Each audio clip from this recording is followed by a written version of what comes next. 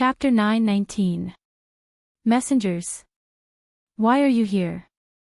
Little Qingshan wanted to get down from the chair, but the legs of the chair were too high. He could only turn his back and try his best to get down from the chair with the tip of his little foot. That little appearance was extremely adorable. Bailey Shangxia had always been a good older brother. Seeing that his younger brother could not get down, of course he would help. He raised his arms and swayed as he hugged Qingshan, who was only slightly shorter than him. He glanced sideways at the two messengers who did not dare to move. His voice was very cool. I brought them here for you to play with. They are very obedient and did not run around.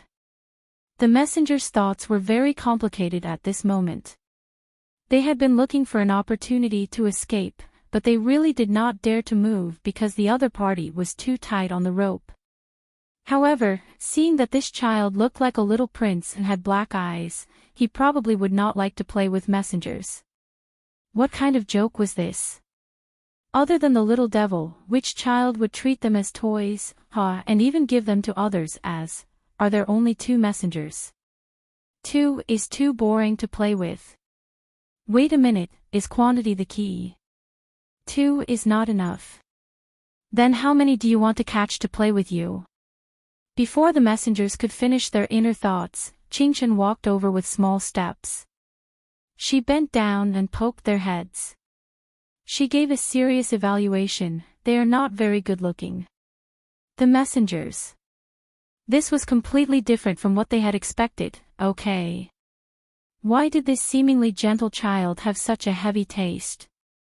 Also, could it be that they were not good-looking enough? Every time humans saw them, they would be moved to tears. These two are indeed a little ugly.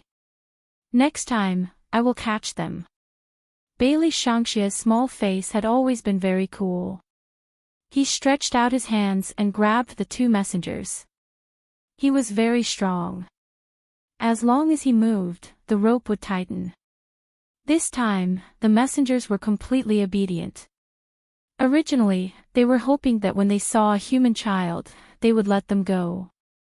Now, Qingshan was dragging a reaper with each hand. The strength in her small hands was no less than that of Bailey Shangxia. Bailey Shangxia obviously did not care how Qingshan played, but he had to help the little one roll up her sleeves. After everything was arranged properly, he lowered his little face and said, "Let's go find Imperial Mother. Can we go out now?" Qingshan knew how to deal with the aftermath. Bailey Shangxia had always been domineering. Sure. There were very few people outside, only two. I knocked them out. Qingshan originally wanted to raise a little demon, but she didn't expect that the little demon would turn out to be her big brother. However, her big brother was very good at doing things. As long as she followed her big brother, she would never have to worry about anything. The two little people, the big one holding the small one, the other two small hands dragging a ghost servant. Wherever they went, hundreds of ghosts would make way. No one dared to approach them. Except for young Master Tang, who was walking towards them.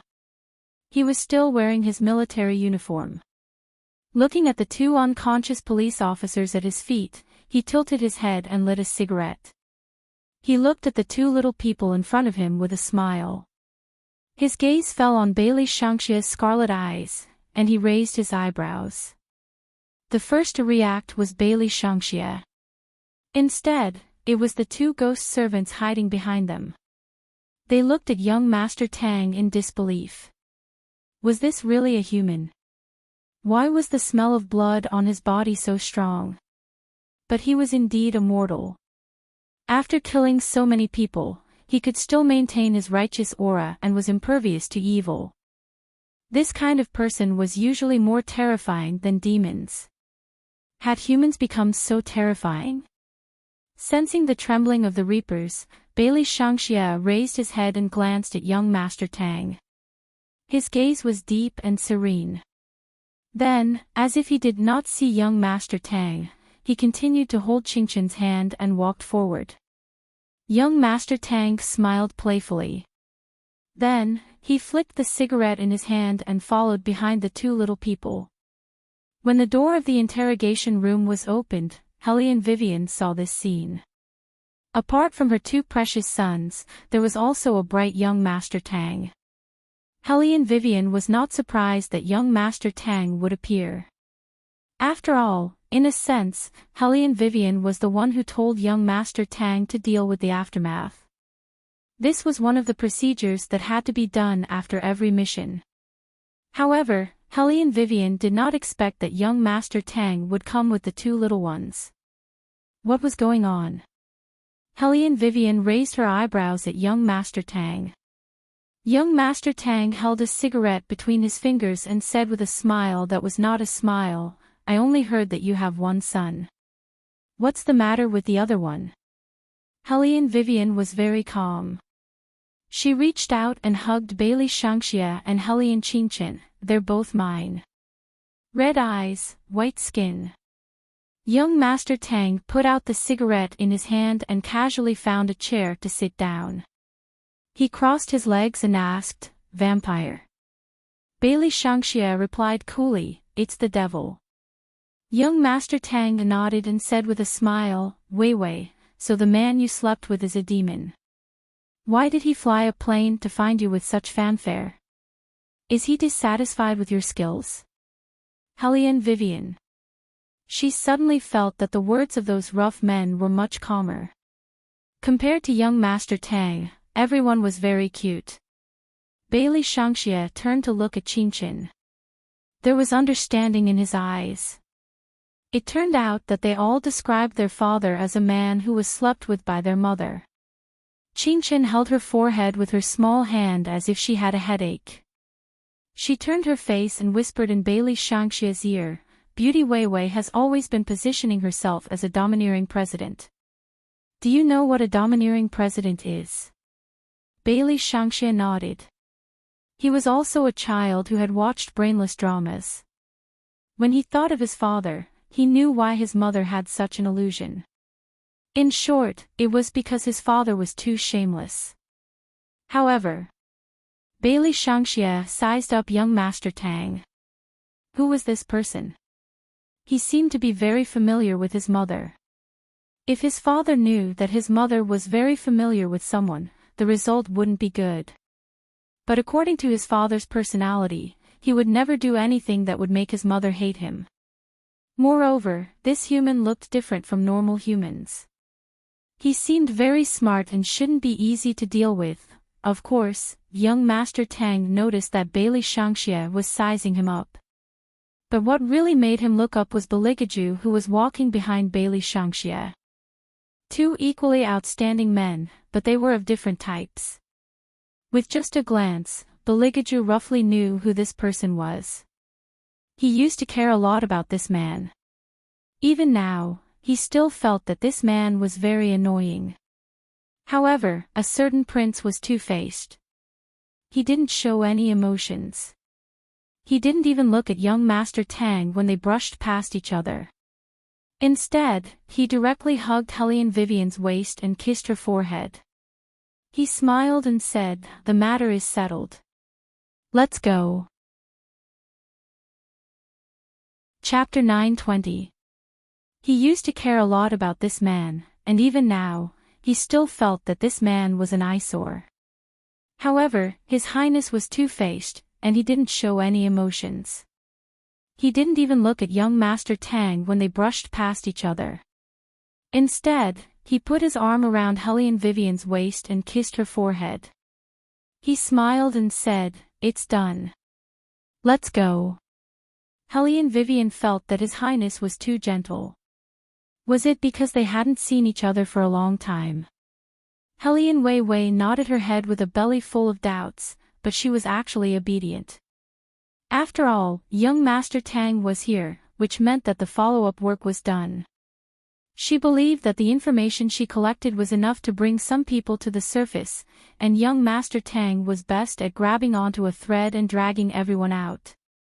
No one could guarantee that the human traffickers would disappear in the future, but at least after today's cleanup, they wouldn't be so unscrupulous anymore.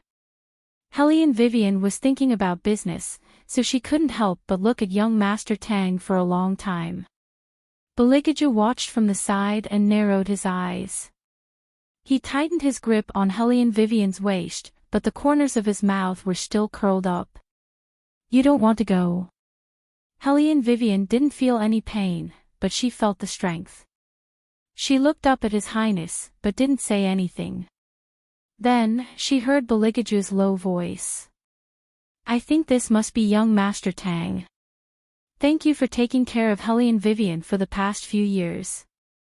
However, I heard that the Tang sect has a rule that anyone who leaves the Tang sect won't be asked to do any more missions."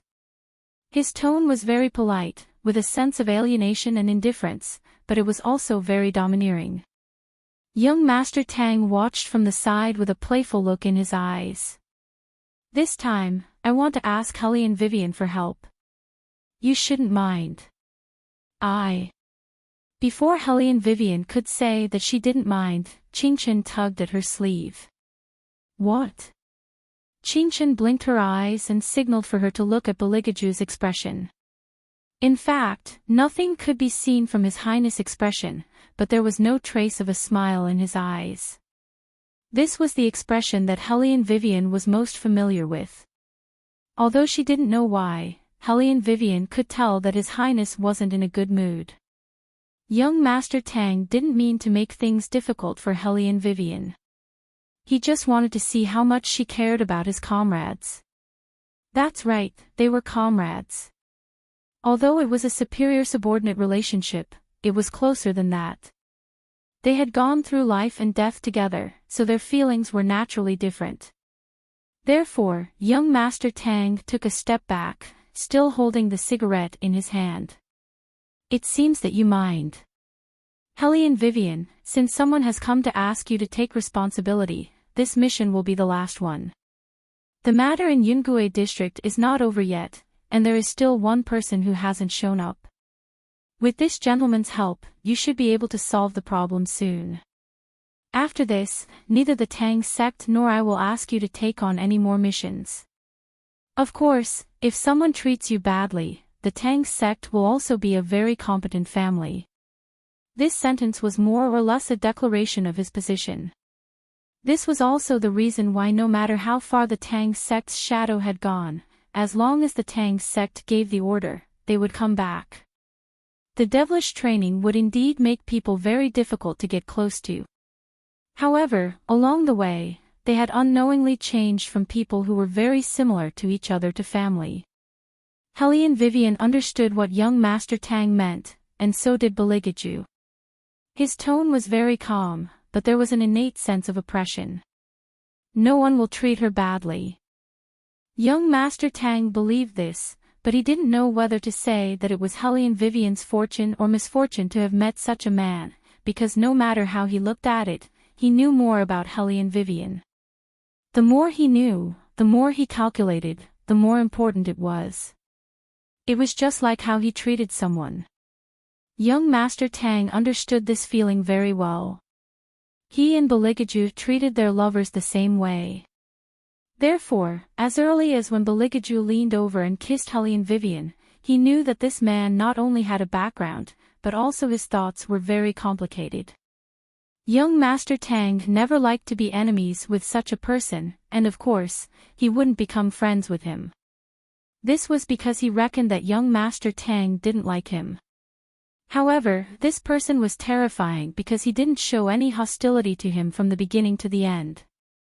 No wonder Hellion Vivian fell for him. Young Master Tang curled his lower lip and did not dwell on this issue.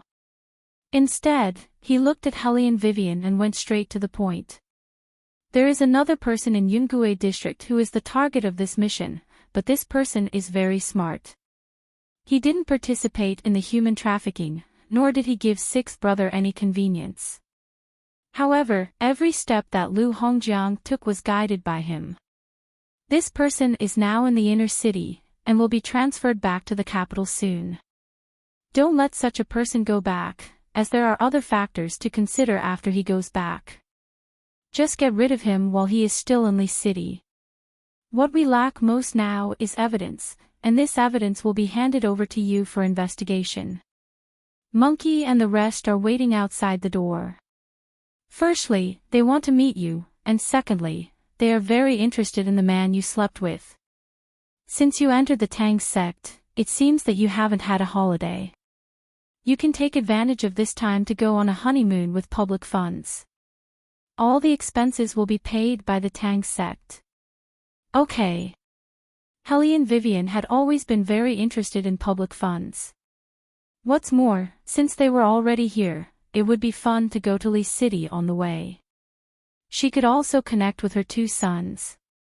Unexpectedly, His Highness did not object, because he knew very well that the more he disagreed, the more it would cause a certain woman to retaliate. Some things had to be done step by step. Perhaps he could cooperate with the people of the Tang sect, as long as the content of the cooperation was that young Master Tang could not appear in front of Hellion Vivian in the future. Of course, these were all afterthoughts. His Highness would never just declare sovereignty from one side. More often than not, he would use the most direct aesthetics of violence. For example, the following content. Since we are done with the business, I have some private matters to discuss with Hellion Vivian. Please take the two brats with you when you leave, and then close the door. When Beligaju said this sentence, the two little ones looked at each other silently, and then, the enchantment set up by His Highness appeared in front of them. In just a moment, only Hellion Vivian and Beligaju were left in the interrogation room. Chapter 921. At this time, Hellion Vivian realized that something was wrong. Even if he wanted to talk, he didn't need to set up a barrier. Just as she was about to raise her head, someone suddenly picked her up by the waist. As the world spun, she was pressed down on the table. Hellion Vivian's blood froze in an instant because the sandalwood smell on the man was too strong, so strong that it was hard to forget.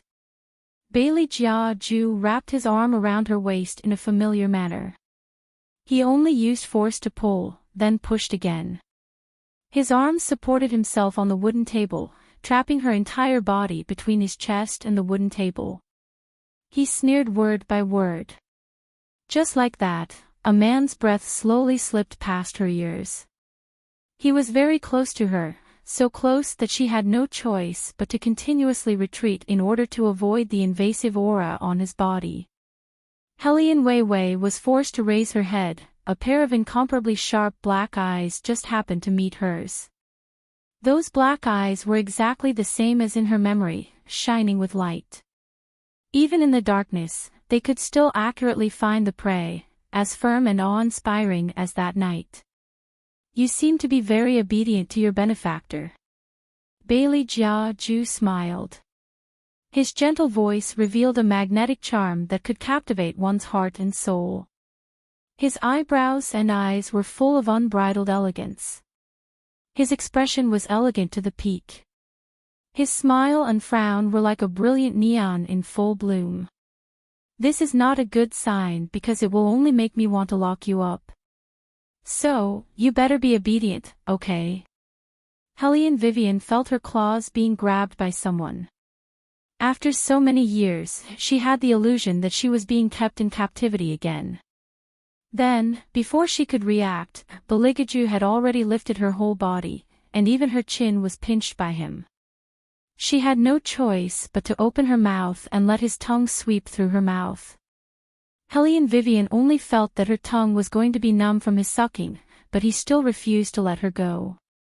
He held her waist and wantonly lit fire on her clothes. She instinctively trembled, and when she thought that someone could break in at any time, she could no longer calm down. But he nibbled on her ear and kept rubbing it. Is it comfortable?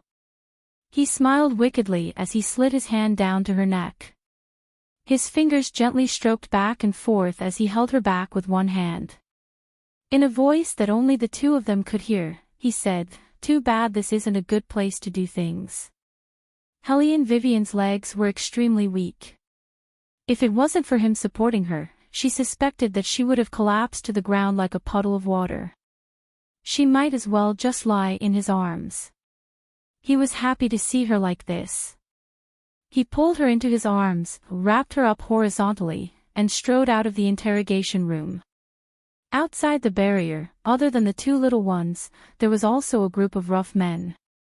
They had been waiting to see what the man their boss had slept with looked like, but when they looked up, they saw Helene Vivian being carried out by a handsome man. Their jaws almost dropped to the ground. This is the man that boss slept with. He doesn't look easy to deal with. Is he here to snatch little boss? I think he is more interested in boss than little boss. Several rough men stood in a row outside the Yunqing police station and whispered together. Behind them were 5 limited edition sports cars. Originally, this scene was very cool. Unfortunately, as soon as Baligaju appeared, he took away all their limelight. They could even hear the gasps of the girls who walked past him. This man was too dangerous. It was said that one should not marry a man who was too good-looking. He had always known that boss liked to judge people by their appearance, but he never thought that boss would judge people by their appearance to this extent. Of course, Baligaju also saw them. He glanced at them. He was smiling, but it gave people a strong sense of coldness. This made the rough men realize how dangerous the other party was, and they very sensibly made way for him. In any case, the other party wasn't here to steal their little boss, and had even brought them a little young master, so it didn't matter if the boss was given to him. Helene Vivian knew what they were thinking when she saw their expressions. She was speechless. Baligaju seemed to be very satisfied with this situation. He stopped and chatted with the rough men for a while. Jean felt that this person was not bad. Except for the sense of coercion on his body, he was completely tall, rich, and handsome. It was not a loss for boss to marry such a man. The two little ones only looked up at the side. Bailey Shangxia's extremely cool little face snorted coldly. How cunning. From the moment you came out until now, you've been hugging Imperial Mother. Is this a declaration of sovereignty? Qingchen had long felt that her father, whom she had never seen before, would eat Beauty Vivian up as soon as he appeared, so she was not surprised. She just stretched out her small sleeves and held the rope in her hand tightly. One must know that the other end of the rope was tied to the Reapers of Ghosts. Baligaju naturally heard his son's cold snort. He turned his head and looked at Bailey Shangxia with a meaningful gaze. Bailey Shangxia suddenly remembered what he said to Helene Vivian before his father appeared. He narrowed his eyes, turned around and was about to run away from home with his younger brother. Of course, this idea did not succeed. Because Bailey Jiaju quickly stuffed him into the plane. When he lowered his head, the smile on his face disappeared, leaving only the cunning that only demons would have between each other. This is the first time you met your mother. You didn't want your mother to dislike you, right? Then you should be more friendly. When we arrive at Lee City, you can play with your younger brother. Don't disturb me and your mother. Bailey Shangxia had always felt that his father was shameless. However, the private secrets between father and son would not be revealed. Moreover, his younger brother should be taken care of by him. Bailey Shangxia was a very competent elder brother. He sat beside Qingchen and did not forget to fasten the little one's seatbelt. Helene Vivian saw this scene and her heart was very complicated.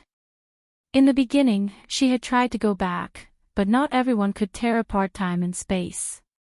When she looked at Qingchen, she would always think about how her other son was now. Would he be bullied by other children because he did not have a mother? However, after thinking about it carefully, her Debeo should not be bullied. Demons were different from humans. They were reckless and arrogant. As long as they were in the human world, they would be regarded as an alien. Therefore, when Qingchen said in the beginning that she wanted to raise a little demon, Helene Vivian had a ripple in her heart. She even went against her principle of not meddling in other people's business and wanted to snatch Shangxia and raise him. When she looked at Shangxia's face, she would think of her son who was supposed to be 1,000 years ago. She never dared to ask for too much. She could only fantasize in her heart and try her best to make up for it. Fortunately, they were all here. Hellion Vivian could not help but lower her eyes and kiss her eldest son's little head.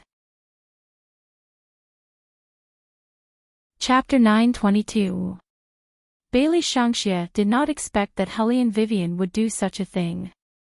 His little body, which was originally fastening his younger brother's seatbelt, was shocked. His cool little face showed a rare awkwardness. After all, he was a man and had never been kissed like this. He moved along, and when he turned his head, he could not help but smile. It was obvious that he liked it when Hellion Vivian kissed him. The family of 4 sat like this. The 2 little ones were in the innermost seat, while Beligaju was in the outermost seat. Compared to a civilian plane, a private plane was more spacious. Even the chairs were much softer. In addition, the cabin was spacious enough. In addition to food, Beligaju's favorite red wine was also prepared. Most importantly, there would not be any stewardesses here who would talk to Beligaju. No matter if it was the person flying the plane or the figure standing quietly at the side, they were not human. Apart from the green dragon and the fire Kirin, the handsome men in black suits on the plane all had a pair of blood-red eyes. Every time they addressed Bailey Shangxia as Little Master. This was simply Bailey Shangxia's world. He took out all the good things for his younger brother to play with. His every move was enough to show that he had good genes. It did not take much time to fly from Yun City to Li City, so the 2 little ones did not sleep. On the contrary, Hellion Vivian leaned on Beligaju's shoulder and slept a little soundly. Bailey Shangxia completely took on the responsibility of taking care of Qingchen. He was worried that Qingchen would have tinnitus when the plane landed, so he reached out his little hand and kept rubbing the little one's ears. Qingchen was also holding an ice cream in her hand. She passed a bite to Bailey Shangxia and took another bite herself. The 2 brothers did not need to worry about getting along with each other. It was obvious that Bailey Shangxia was very good at taking care of his little brother. Whenever he saw Qingchen's little sleeve fall, he would roll it up for him. However, the 2 ghost servants suffered. They had never taken a plane before when they were alive. After they died, they would float around on the ground. Now that they could see the white clouds when they lowered their heads, the feeling was quite uncomfortable. Beligaju sensed their little movements and turned to look at the 2 messengers. The latter instantly tensed up. One had to know that a big demon was much more terrifying than a small demon. The 2 of them were not on the same level at all. Beligaju didn't say anything. He just smiled evilly and placed his slender index finger on his lips. His meaning was obvious. He wanted them to not make a single sound. Otherwise, he would let them taste the taste of death again. The 2 messengers immediately stopped talking. They wanted to cry but had no tears. What kind of family was this? Beligaju never thought that this was a big deal. He had someone bring a blanket and covered Hellion Vivian's body. He held Hellion Vivian in one hand and took the information handed to him by his subordinate in the other. He had never been interested in traveling. It was inconvenient to do anything outside. He preferred to lock someone in the castle and let him do whatever he wanted. The corners of his mouth curved into a smile. Beligaju turned his face and kissed Hellion Vivian's hair. Hellion Vivian was still in a daze. Her cheek rubbed against his shoulder. She didn't open her eyes and spoke in a sleepy voice. Have we arrived? Not yet. I'll tell you when we arrive. A certain highness voice was very deep. It always had a kind of magic that could help people fall asleep, keep sleeping. The familiar scent of peppermint sandalwood continuously wafted into Hellion Wei Wei's nose. This made Hellion Wei Wei's consciousness fall deeper and deeper. That magnetic voice also made people feel incomparably at ease. Beligaju saw that she had fallen asleep again. His lips curved into a smile. That kind of smile was so gentle that it didn't seem like him. Fire Qilin watched from the side. Incomparable joy surged in his heart. Because he couldn't imagine what his master would be like if he couldn't find the princess consort. A while ago, he was so cold that he didn't have any emotions. Only the princess consort could make his master look like a human with flesh and blood. Bailey Shangxie was also aware of the change in his imperial father, but he had nothing to say. On the other hand, little Qingchen, who was chewing on his ice cream, looked at Bailey Jiaju and asked, "So you're not a scumbag?" In response to the question raised by his youngest son, Beligaju raised his eyebrows. "Of course not." Then he looked at Bailey Shangxie. His finger tapped the information in his hand. "Shangxie, I've told you before. You can do bad things, but don't get caught by me. This principle is also applicable in school. Don't let me receive reports saying that you have a tendency to be violent, understand?" Bailey Shangxie didn't care. His voice was very cool. "After we go back, I'll get rid of the person who said that his younger brother is a country bumpkin. How dare he snitch? What a stupid human. It seems that I didn't hit him too hard back then." Country bumpkin. Beligaju had never interfered with his eldest son's behavior of taking in underlings in school. But this time, it seemed that there was something else. This made Beligaju want to get rid of the matter in Dali as soon as possible and then fly back to the imperial capital to find out what happened that day. At this time, the noblewoman sitting in the kindergarten refused to compromise. She insisted that the school give an explanation. Her son couldn't be beaten up just like that, especially when Hellion Vivian's son was involved. If the other party was rich, she could still tolerate it. Why was Hellion Vivian a head above all of them when they were in school? Now, she was just a lousy car mechanic. Not only was she taking care of her own child, but she was also extremely poor. Even so, her son still wanted to bully her baby. Just wait, she'll definitely have a complete plan to make Hellion Wei, this woman, lose all face in front of all her classmates. After the noblewoman gave the school a final warning, she held little Fatty Chang's hand and went home. She could almost imagine how Hellion Vivian would put down her pride and beg her after this weekend. Time passed by little. The sky in Dali City darkened later than in other cities, and the sunshine was much longer. The sun shone on one's body and it was warm, but the wind was a little strong. After getting off the private jet, Beligaju directly put the scarf that was prepared by his men on Hellion Vivian's shoulder. The two older ones walked in front, while the two younger ones followed behind. Bailey Shangxie pulled his small suitcase in one hand and held Qingchen's hand, who was only a head shorter than him, in the other. They walked in front in a very cool manner, attracting many people's attention. Chapter 9:23. Qingchen was still holding the rope in her little hand, wobbling behind Bailey Shangxie, wearing a small leather hat on her head, looking at the crowd walking around with her big eyes. In order not to alert the enemy, Hellion Vivian did not let His Highness mobilize his people. The family of four, whether in terms of dress or itinerary, looked like tourists who came to Li City. Beligaju has always hated places with strong sunlight, so did Bailey Shangxie. One old and one young, each wearing a pair of pure black sunglasses, covering most of their face. But even so, when Beligaju appeared in the airport hall, it still caused an uproar.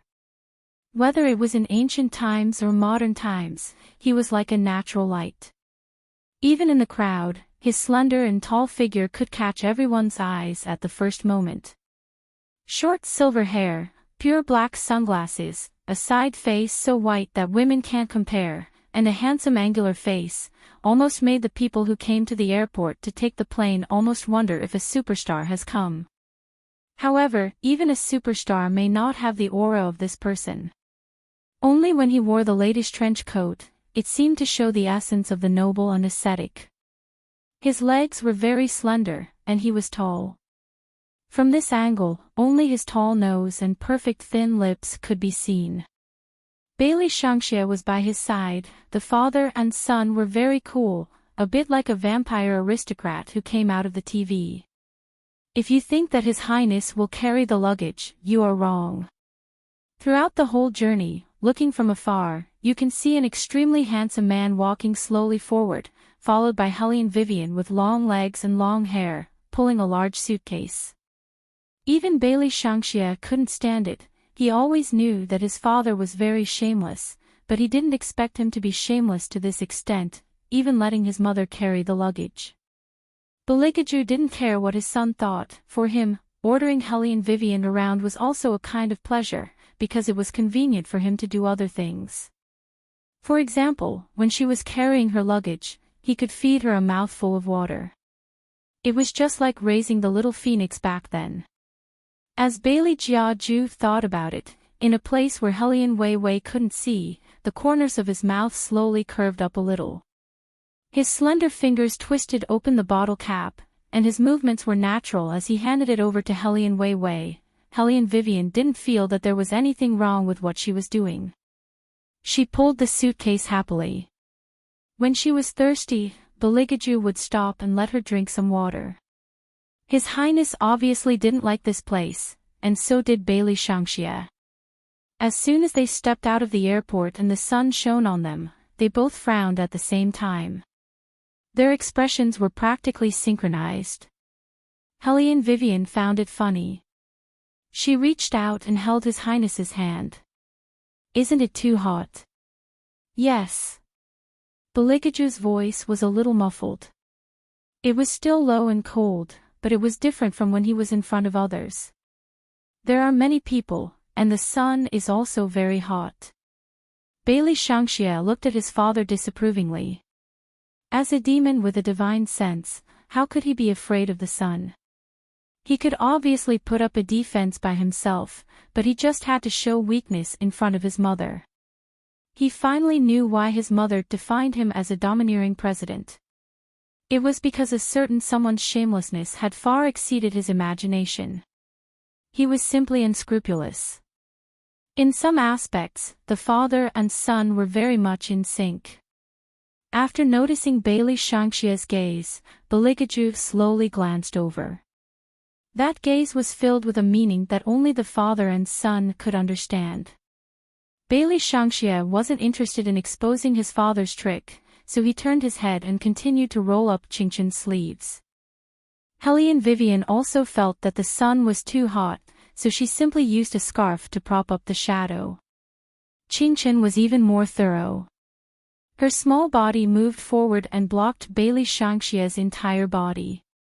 Her other hand held the iced milk that she bought and handed it to Bailey Shangxie to drink. The big suitcase was just enough for Qingqian to sit on.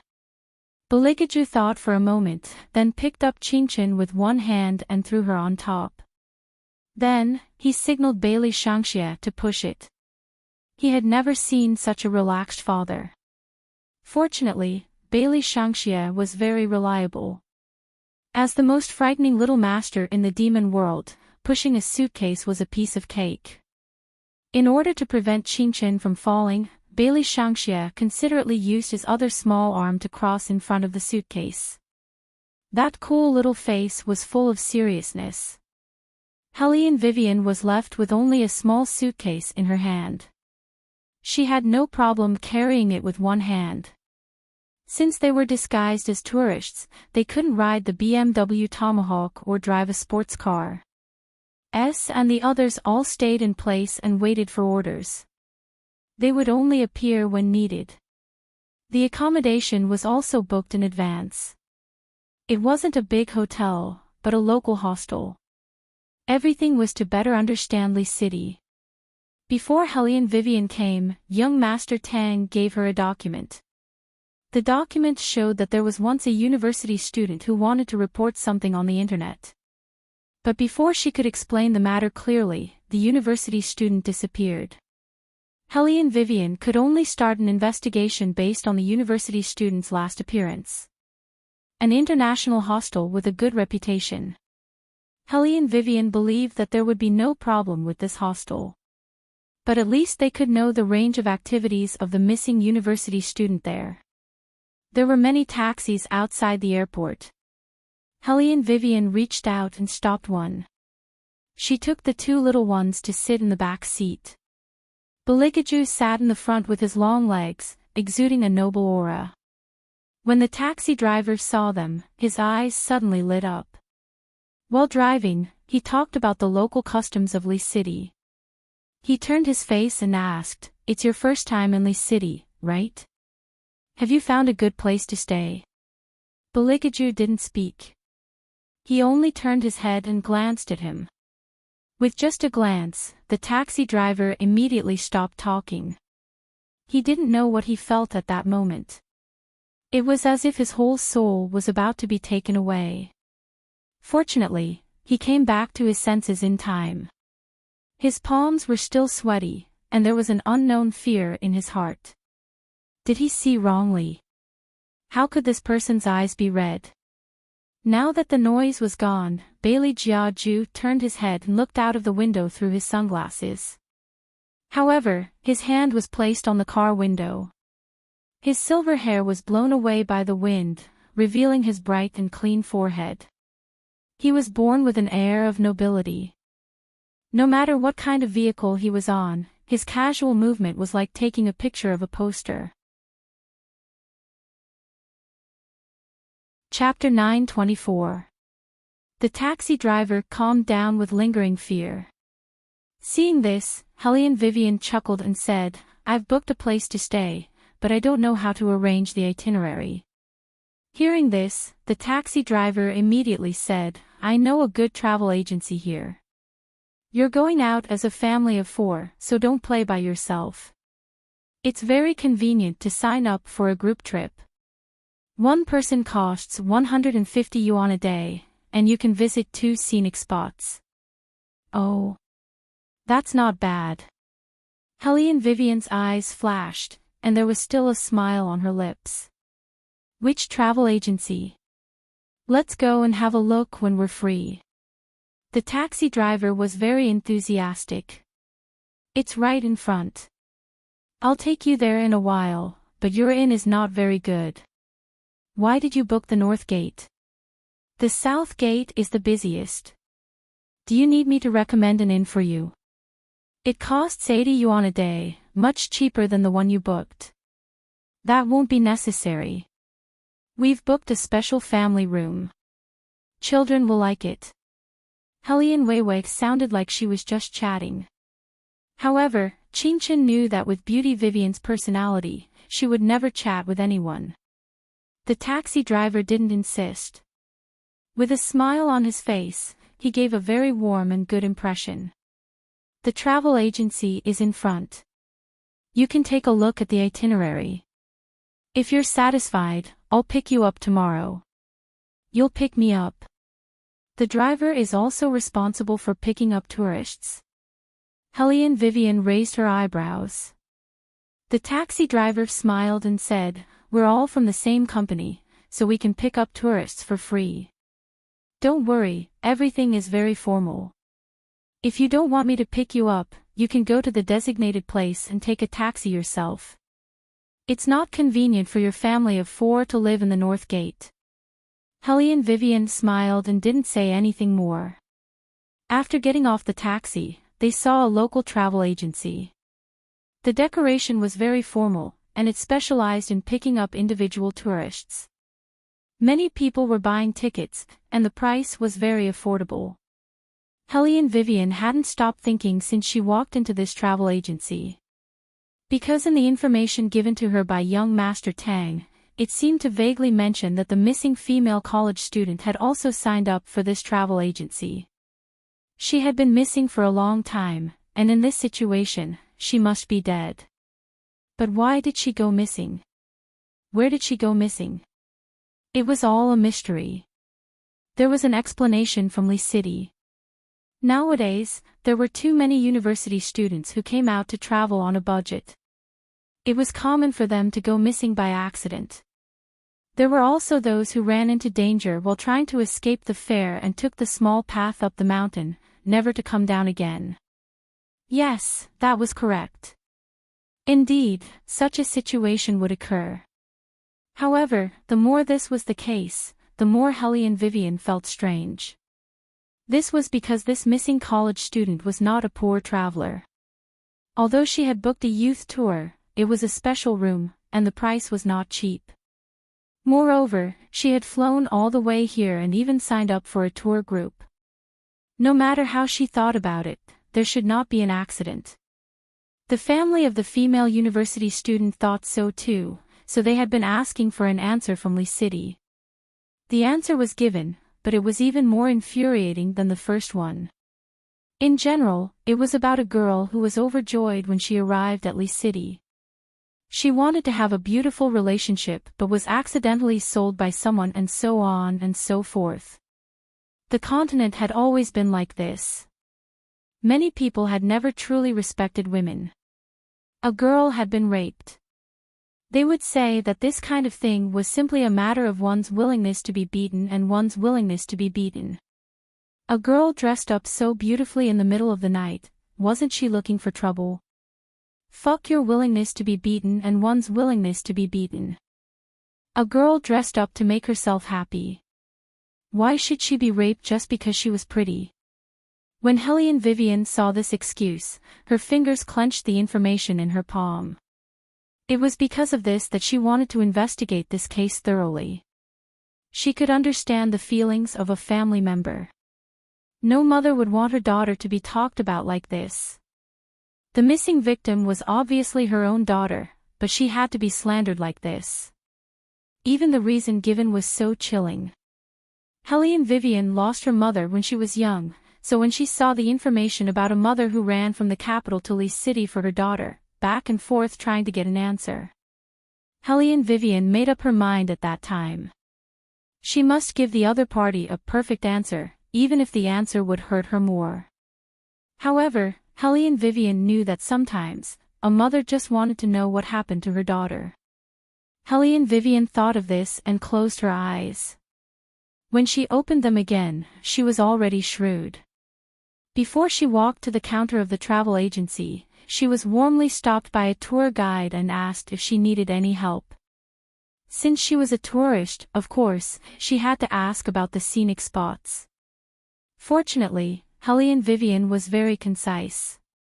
She asked a few questions in less than a few minutes. The tour guide was very patient when she answered. After Helly and Vivian understood, she said, "Then I'll think about it. If I want to play tomorrow, I'll contact you." Okay. This is my business card. Please keep it well. The tour guide gave the business card to Helly and Vivian. When she went out, she even greeted the taxi driver. It was obvious that the two of them knew each other. The taxi driver looked at Helly and Vivian from the rearview mirror and said, "What did I say? We are all from the same company. We are very formal. Don't worry." Helly and Vivian was the only one who got out of the car to ask. The two little ones and His Certain Highness were sitting in the car.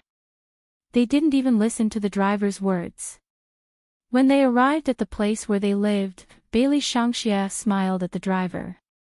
That smile was full of evil, as if the other party had already become the food on his table. Beligaju knew that at this time, his eldest son was hungry. He reached out and picked the little one up. His voice was a little cold. "You want to eat everything? Where are your dining etiquette?" The driver thought that the child had seen the bread in his car. He shook his head and smiled. Very disapprovingly, he continued to turn his head to Helly and Vivian and told her to contact him when she made a decision. He could pick them up at 8:00 tomorrow morning. Helly and Vivian replied, "Okay." Only then did the driver start the car. Qingchen watched from the side and shook her little head like a little adult. She thought to herself, "If you don't leave now, you will be left with a corpse. What an ignorant driver.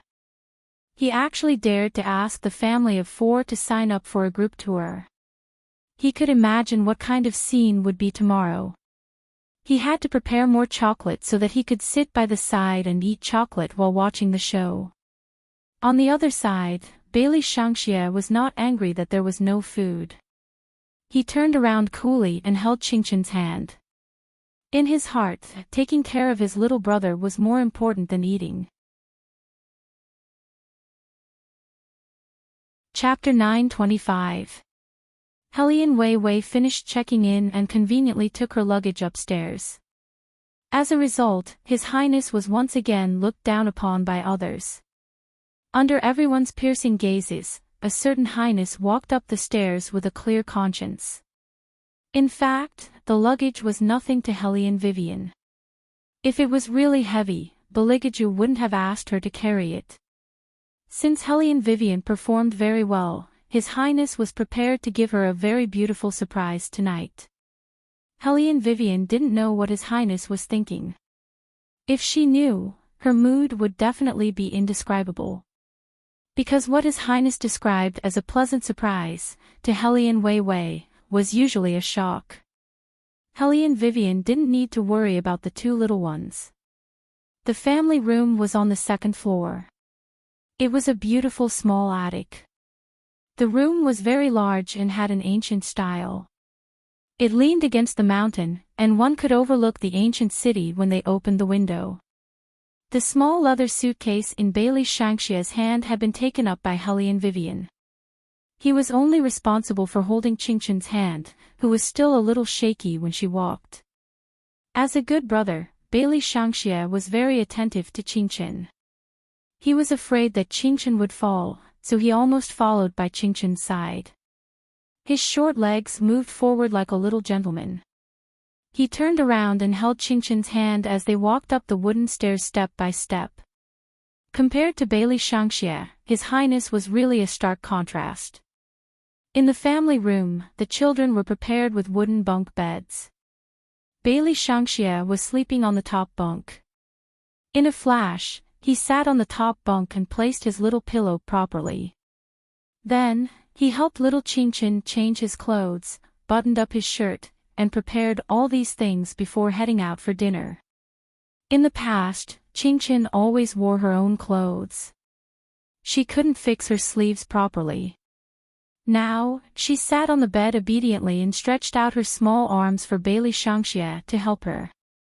Helian Wei Wei looked at her 2 sons. She could not help but hug both of their little heads and give each of them a kiss. Qingqin stretched out 2 small hands and pressed his head. Beauty Vivian, my hair is going to be messed up by you. You can't just kiss a gentleman, do you understand? I know, Helian Vivian said perfunctorily and kissed that little head again very insincerely.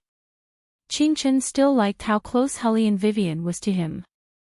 She nestled in Bailey Shangxia's arms with a smile. Bailey Shangxia also found the feeling of the past. He vaguely remembered the past. At that time, he was still in his mother's belly, holding his younger brother and talking. His mother rubbed her belly like this, looking forward to their birth every day. Helian Vivian naturally kissed Bailey Shangxia, and she kissed him twice at once. Beligaju watched from the side. He was originally sitting on a wooden chair on the observation deck, shaking a glass of red liquid in his hand. After seeing Helian Vivian's actions, he raised his eyebrows. However, he reached out and put down the goblet. Then, he strode over to Helian Wei Wei's side. His Highness thought that according to this situation, after kissing the 2 brats, she would kiss him. Unexpectedly, after Helian Vivian kissed the 2 brats, she went straight to put away her luggage, completely ignoring the man who was already standing behind her. Beligaju's eyes darkened. He looked at the luggage as if he wanted to throw it out of the window. The 2 brats could only sense their father's thoughts. They looked at Beligaju, who was standing in the same spot with narrowed eyes, and laughed. Their little faces were full of gloating. Their father must have never thought that he would be the one who would lose out in the end when he let their mother carry the luggage. Beligaju glanced over and curled his lips coldly. These two brats were not worth his attention. He only needed to care about one person. In the middle of the family room was a hole. Helene Vivian had to put her luggage behind a wooden sliding door. Beligaju strode in with his long legs. He was very fast. With one hand on the wooden door behind him, he pulled Helene Vivian's arm with the other. With a strong force of his wrist, she fell into his arms just like that. The tip of her nose was pressed against his chest. Under her palm, she could hear the continuous sound of his strong heartbeat. His breath still lingered between her lips. Helene Vivian pressed down on his hand. "Hey, I'm still packing my luggage. That's why I came to help you." Beligaju hugged her without any intention of letting go. Did he need to kiss someone to help him pack his luggage? Helene Wei tried to push him away with her hands. Who knew that he would reach out his hand and press down on her back forcefully? She fell back into his arms again, closer than before. He had no intention of letting go of her at all. The strength in his arms did not decrease in the slightest. Instead, his clear peach blossom eyes became darker and darker. It was as if there was a fire burning in them, making one's mouth dry up. In the next second, that handsome face pressed down on her. The cold aura was more wanton than ever before. It was as if he finally couldn't bear it anymore and exploded all his worries. Helene Vivian only felt pain and numbness from his caressing. Even her legs felt weak, however. He had no intention of letting her go at all. With full patience, he kissed her gently as if he was coaxing her. The kiss gradually came to an end. Helene Vivian's vision was already blurred. She let him put her down on the floor, bang. The wooden door was kicked open by Bailey Shangxie coolly. With a sly smile on his face, he said, "I'm hungry. Let's go downstairs to eat." Beligaju took a deep breath and turned his head. His eyes darkened slightly. He reached out and picked up Bailey Shangxie. With a mischievous smile, he said, "It seems that our conversation just now was not deep enough." Bailey Shangxie looked at his father vigilantly. He wanted to slip away. "It's already very deep. I want to take my younger brother downstairs to eat." Beligaju picked up his son and exuded a demonic aura. "Before eating, it's best to exercise. Otherwise, how can you take good care of your younger brother?" "I can take good care of my younger brother without exercising." Bailey Shangxie instinctively felt that it was dangerous. Beligaju did not give him any chance to refuse. He directly pressed the little one down and said in a low voice, "After 100 frog jumps, we will go downstairs. Maybe you want to go back to the demon world more." Bailey Shangxie did not want to go back to the demon world the most. As soon as Beligaju mentioned this matter, he immediately became obedient. When Helene Vivian came over to ask, Bailey Shangxie did not complain. He was afraid that his vengeful father would throw him into the demon world. "Shangxie and I will exercise for a while first," Beligaju told Helene Vivian. His tone was extremely evil. Chapter 9:26. Helene Vivian more or less knew what was going on, but she didn't really care about it. After all, in her eyes, this was also a way for father and son to communicate their feelings. Although their family's way of communication was a little different from other people's. 1, 2, 3, 10. In the room, the little one held his head coolly, kicked his legs, and jumped forward. Beligaju looked at him lazily, crossed his legs, and leaned against the door. "Little brat, who taught you that after 4 is 10? Bailey Shangxie, are you challenging my intelligence? I thought you would become kinder after you found mother." Bailey Shangxie snorted coldly, jumping and talking at the same time, looking cool and cute. Beligaju lowered his head and flipped through the information in his hand. not feeling the slightest bit because of his son's accusation. Facts have proven that it was all your imagination. Also, don't think that I don't know what you were thinking. Compared to you interrupting my good deeds and constantly slandering me, this punishment is considered light. Continue to jump, there are still 80 more. Bailey Shangxia wailed, holding his little head and jumping up and down again. After 10 minutes, Beligaju put on his sunglasses, held Bailey Shangxia's hand, and went downstairs to eat. As for holding hands, Bailey Shangxia was against it. Beligaju looked at him indifferently. Do you want your mother to know that we don't have a good relationship? He only knew how to use his mother to pressure others. Bailey Shangxia disdained his father's shamelessness, but he didn't want to show anything bad in front of his mother and younger brother. It had to be said that in terms of acting, the father and son were extremely imaginative. The food in the inn was very delicious, and it was highly recommended on the internet. They even thoughtfully prepared barley tea. Helly and Vivian ordered a table full of dishes, and put Qingchen on a soft chair. Qingchen's table manners had always been very good. She was holding her own small bowl and chopsticks, and there was a white napkin in front of her clothes. When she saw Bailey Shangxia coming, she took the initiative to prepare her brother's bowl and chopsticks. Bailey Shangxia had always been indifferent to human food. Other than chocolate and ice cream, he basically ate nothing. They were slightly better off than vampires. Demons could still eat, but vampires couldn't ingest anything other than fresh blood. They couldn't even see the sun. Bailey Shangxia also hated sunlight, and so did his father. If one wanted to pass through the spacetime gap, they would have to pay a certain price. Especially when this spacetime gap was torn open by his father, the loss would be greater. His father had never told anyone about this matter. Perhaps only he, who was also a demon, knew about it. As soon as he walked into the restaurant, Beligaju took off his sunglasses. The moment his face was exposed, both the diners and the staff in the restaurant couldn't help but look at him. Too handsome. He looks like someone who walked out of a comic. His hair is still silver. Is it dyed? I don't think so.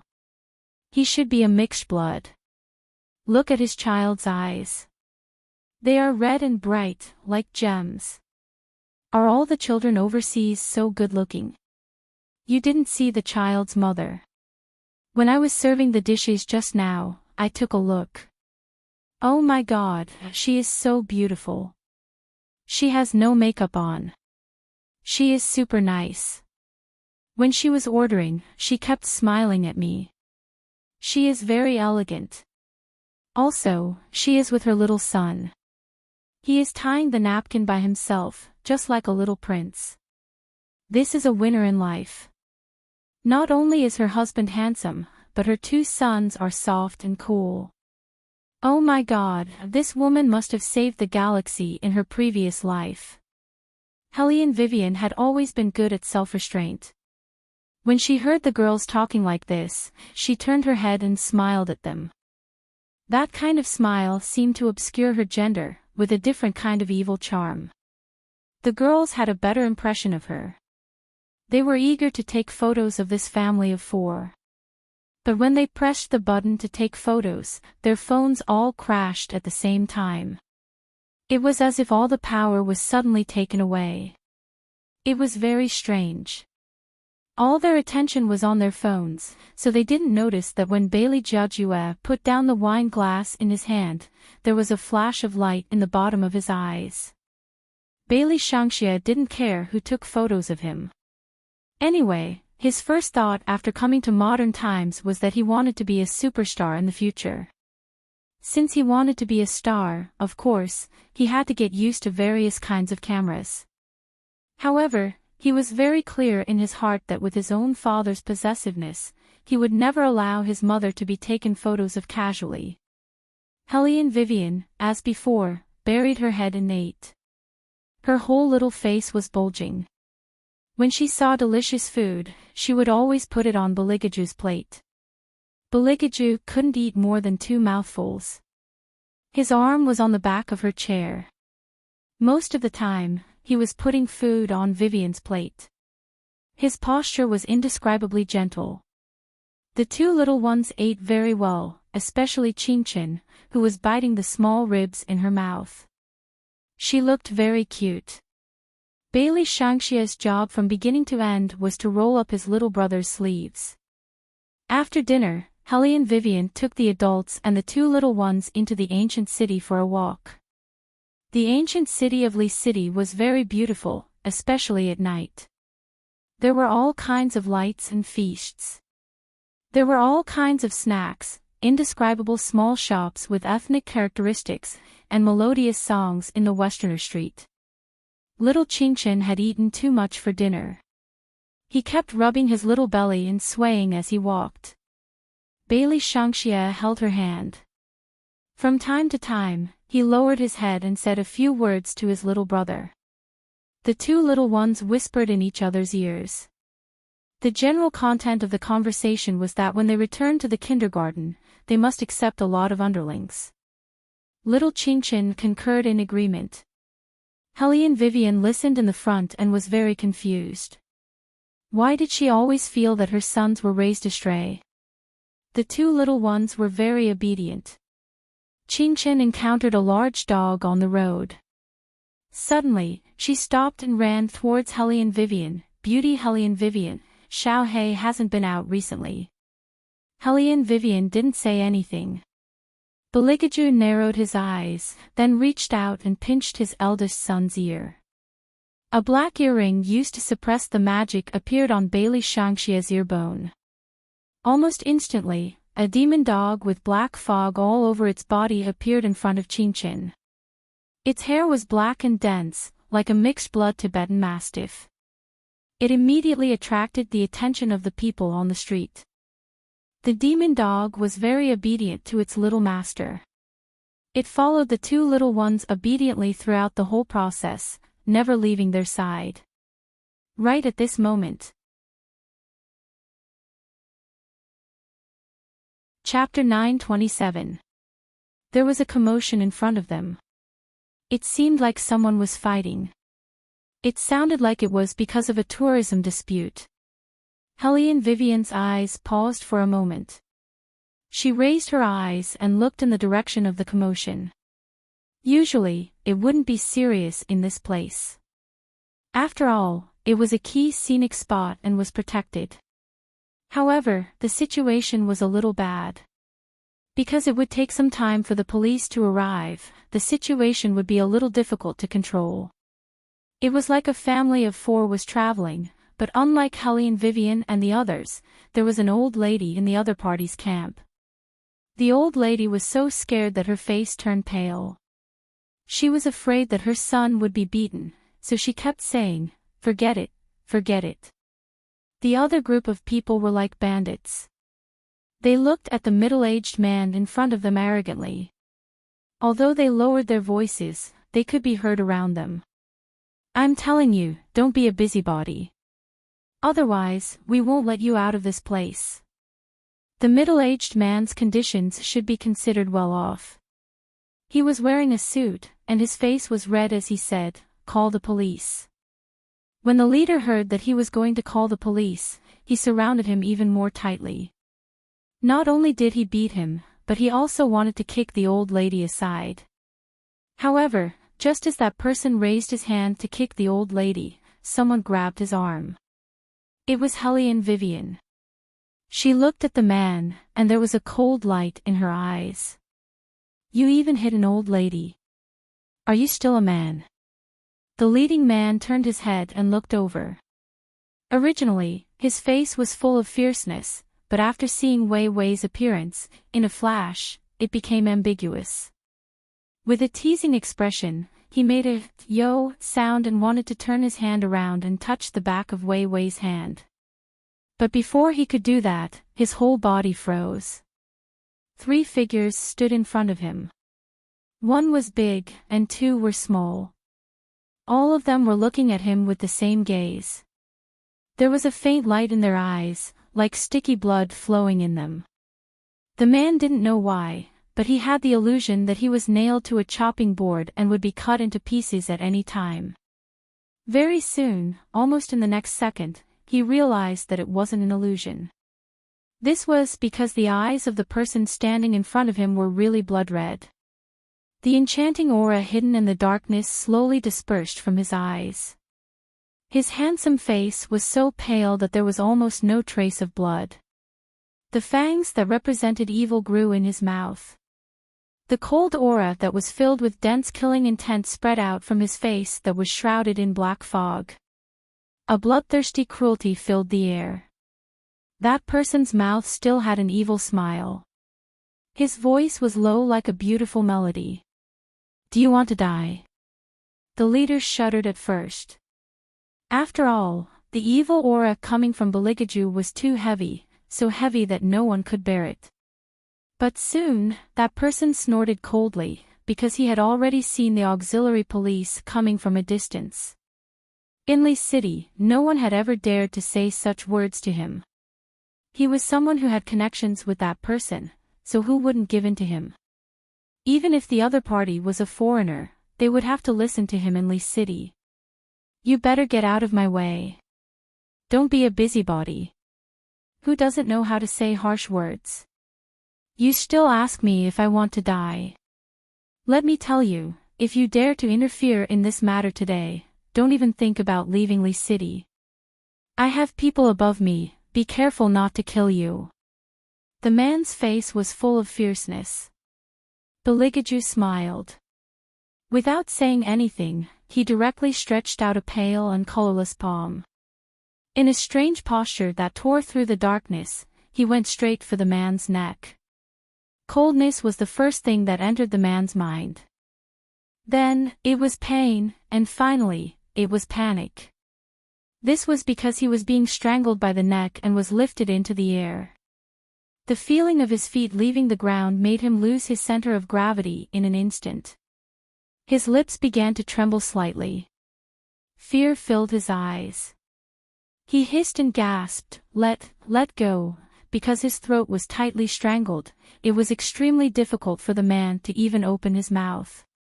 His legs were thumping, as if he was calling for help. "Let go of him." All the auxiliary police officers ran over with electric batons in their hands. However, Beligaju acted as if he did not hear anything. The corner of his mouth was filled with viciousness. That was a killing intent that had not been shown for a long time. His 10 ivory-like fingers were as strong as white jade.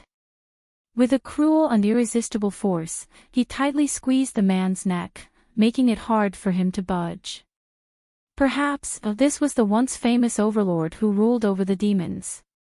"Help! Help!" The man wailed like a ghost and howled like a wolf. His face was distorted and pale. Hellion Vivian knew that this was not the time to kill anyone. She was not worried about anything, but mainly she did not want His Highness to have too much blood on his hands. Her principle of doing things had never changed. Evildoers should be punished by everyone. It was never for their own selfish desires. As Hellion Vivian thought about it, she reached out and hugged His Highness from behind. Only then did that soaring hostility calm down. Beligaju casually threw the man aside and raised his eyebrows at Hellion Vivian. "Why are you acting coquettishly?" Hellion Vivian was speechless. She had only stopped him for a moment. Was that considered acting coquettishly? She had to admit that His Highness's definition of coquettishly was really broad. Beligaju pulled Hellion Vivian over with a smile. His entire body was as noble as a flower, forming a strong contrast with the person who had fallen to the ground like a dog eating feces. That person exhaled and wanted to stand up and teach Beligaju a lesson. The person behind him reached out and pulled him back, reminding him in a deep voice, "The auxiliary police officers are here." The person in the lead spat fiercely. Before the real victim could speak, he started talking to the auxiliary police officers who had rushed over. They were all speaking in the local language. Although Helly and Vivian couldn't understand, she could tell from their attitude how rude this person was. Barbaric and uncivilized was probably referring to this kind of person. However, it was obvious that the auxiliary police officer and the person in the lead knew each other. After all, they were locals, so it wasn't strange that they knew each other. The auxiliary police officer had probably encountered this kind of thing too many times, so he could be considered to be impartial. First, he asked the group of people to leave, then glanced at Helly and Vivian and the others. Finally, his gaze landed on the middle-aged man who had been beaten up. He was more or less impatient. I roughly understand what happened between you. Everyone knows that there's no price for jade. If you think it's worth it, then it's not worth it. If you don't think it's worth it, then it's not worth it. It's not good to make a fuss over this kind of thing. After hearing the auxiliary police officer's words, the middle-aged man's heart surged with indescribable disappointment. He originally thought that as long as the person in charge came, he would be able to give him an explanation. However, when he saw this scene, he really didn't know how to describe the feeling in his heart. Then, he looked at the panic on his old mother's face and the worried gazes of his wife and daughter. He gritted his teeth and said, I can't just let this go. Chapter 9:28. Then what else do you want? The voice of the auxiliary police officer also became louder. It's just a small matter, right? Do you have to make the old man suffer too? The middle-aged man did not speak, but his hands were clenched into a ball. Only he himself knew how sullen his heart was. He originally spent money to have fun, who knew that he would be bullied to this extent? The few locals' faces were full of pride. They looked at the middle-aged man condescendingly, then glanced at Beligaju's direction, as if saying that after I've dealt with him, I'll deal with you. Seeing that the middle-aged man remained silent, the auxiliary police officer's attitude softened. He reached out and patted his shoulder. All right, go back. Have fun in Lee City, such a beautiful scenery, you can't see it no matter how much money you spend. Upon hearing this, Helly and Vivian's eyes flashed with layers of coldness. Qingchen knew that it was the precursor of her anger. Sure enough, in the next second, Helly and Vivian spoke. Excuse me, can you not see the injury on this gentleman's face? According to Article 384 of the criminal law, those who deliberately hurt the body of others shall be sentenced to imprisonment of not more than 3 years, criminal detention or public surveillance. It's obvious who is the victim in this matter, who is the one who did it, these few. As she spoke, Helly and Vivian reached out and pointed at the leader. Starting a brawl and hurting others, shouldn't he be the one being interrogated? You smelly. The leader saw Helly and Vivian pointing at him and immediately became angry. The anger that he had just suffered exploded in an instant. He waved his hand, wanting to hit Helly and Vivian. This time, without waiting for Beligaju to make a move, Helly and Vivian directly grabbed the man's wrist, using a lot of strength in her fingers. The man grimaced in pain and shouted, ouch, ouch, ouch. You let go of me. Bang! Before the man could finish, Helly and Vivian kicked him. The kick was handsome and accurate. The speed was so fast that the man was kicked half a meter away before he could react. The auxiliary police officers were annoyed. They picked up the stun batons and pointed at Helly and Vivian. You, legitimate self-defense. Helly and Vivian cut them off. What? If you want to arrest me, that's fine. I can sue you for not only not helping the victims during the enforcement of the law, but also helping the local hooligans. I think no matter where you are, a lawyer's license will be useful. What do you think? The auxiliary police officers knew that in their line of work, they could provoke anyone but a lawyer. Lawyers were different from ordinary people. They knew the law too well. If this matter really got out of hand, it would not do them any good. Even though they were hot-blooded, when the auxiliary police officers saw that the situation was not right, they did not act like they did in the past. They just looked at each other and said, "Madam, in the end, what happened today is not a big deal. There's no need to make it a big deal. Let's all take a step back. At most, I'll ask these people to apologize to you." He really should apologize, but not to me. He should apologize to his family. Helene Vivian's voice was faint, but there was an irresistible sense of oppression. The auxiliary police officers weighed the pros and cons. They looked at the leading man and reprimanded him, "Hurry up and apologize. After you apologize, this matter will be over." The leader of the group knew what the auxiliary police officers meant. If a lawyer was involved in this matter, it would not be easy to handle. After all, Lee City was their territory. If he apologized today, he could wait until there was no one around tomorrow. He could cover the heads of these people and beat them up, and they might not know about it. He had a plan in his mind. He smiled and started to call the middle-aged man who was beaten up brother. "Brother, none of us wanted to make this happen. This time, it's my fault. I was angry too. Think about it, buying jade is like eating, there's a price tag. You're willing to buy it, but after you've bought it and eaten it, you say you don't want it anymore. I'm not the one who sold the jade, right? How do you want me to retreat? Look, we came out to play, isn't it just to have fun? Don't let your old mother, wife, and daughter suffer with you." On the surface, it sounded like an apology, but in fact, anyone who has been in society knew that one must consider all aspects before doing something. After all, the middle-aged man was unfamiliar with Lee City. If it wasn't for the appearance of a lawyer, the auxiliary police officers would only play down the matter and not get an apology. If he insisted on getting justice, he would probably get revenge in the end. Like what the other party said, they wouldn't even be able to leave Lee City. He didn't have anything to do with himself, but he still had his wife, daughter, and mother. If they were injured and dragged up like just now, he really couldn't do anything. This time, he would just treat it as a lesson.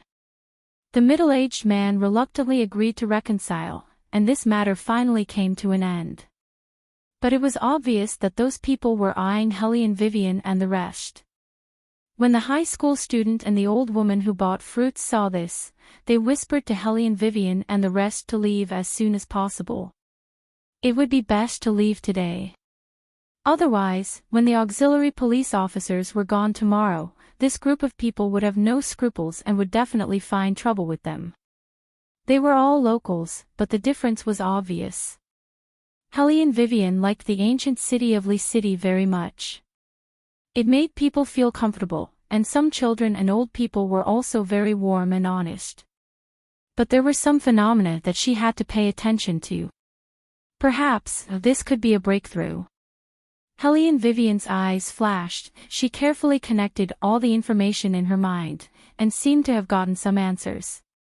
The middle-aged man came over, and the whole family sincerely thanked Helene Vivian. "Thank you so much for just now. If it wasn't for your help, I really don't know what the consequences would be." Helene Vivian waved her hand and smiled. "Just what exactly happened? Why did you guys fight? Do you mind telling me? Is that person a jade salesman?" "No, not a jade salesman." The middle-aged man squeezed out a smile on his face. "They are more deceitful than jade salesmen, they are just like vampires, there is no difference. I am very grateful to these people, and the locals, it is very beautiful here, but my next plot is to remind the girls who come here to play in the future to pay attention to their safety. I hope you can play well in the future. Good night." Chapter 929. If they're not selling jade, then who are they?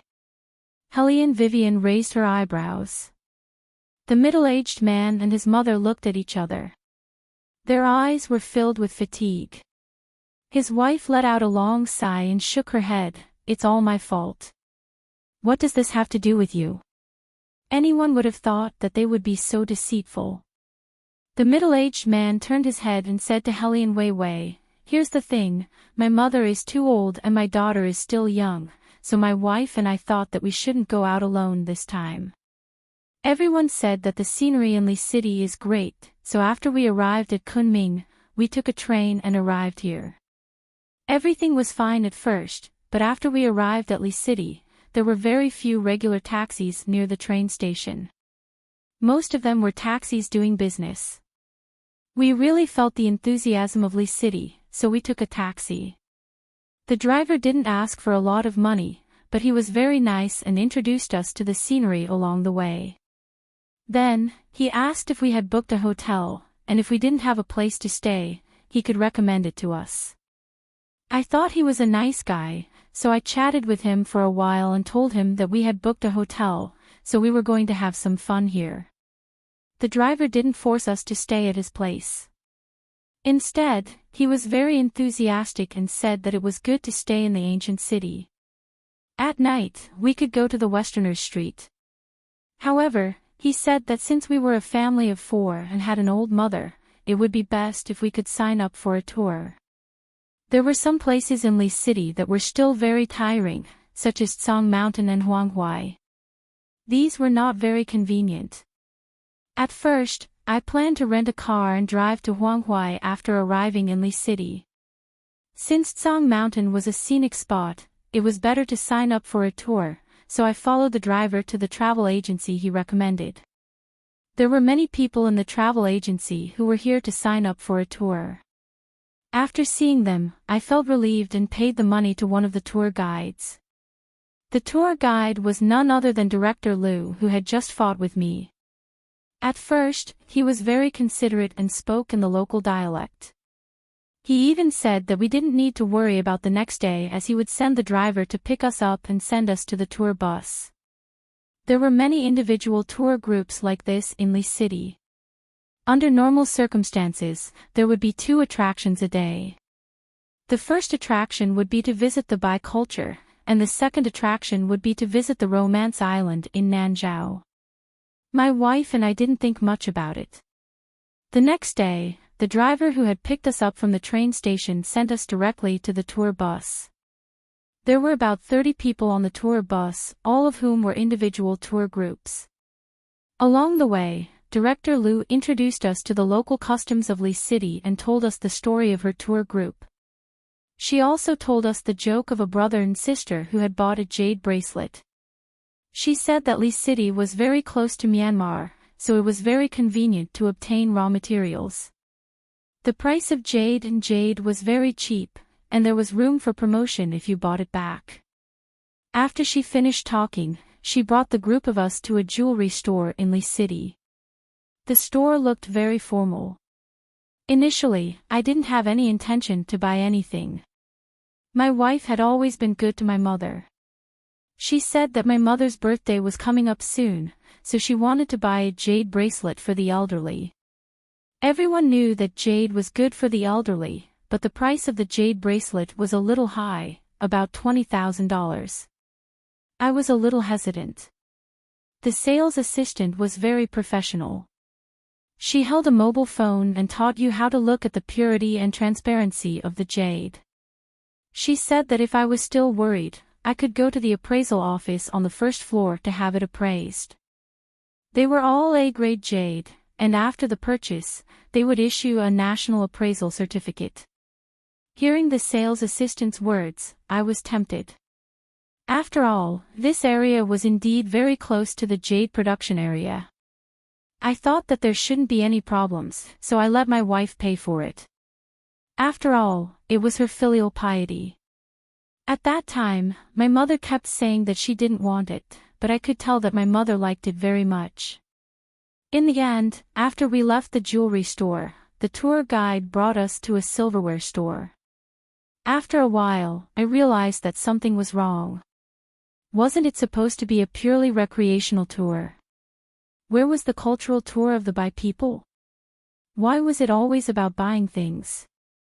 After the silverware store, we went to a tea shop. Indeed, the tour guide talked a little about the Bai people's culture. He said that the local people called the girls golden flower. However, after drinking tea, the girls who made the tea asked us to buy tea leaves to drink. I began to have doubts in my heart. I didn't even want to take the cruise. Before I confirmed it, I didn't dare to tell my mother and wife. However, spending money was a small matter, and my mother was already very tired.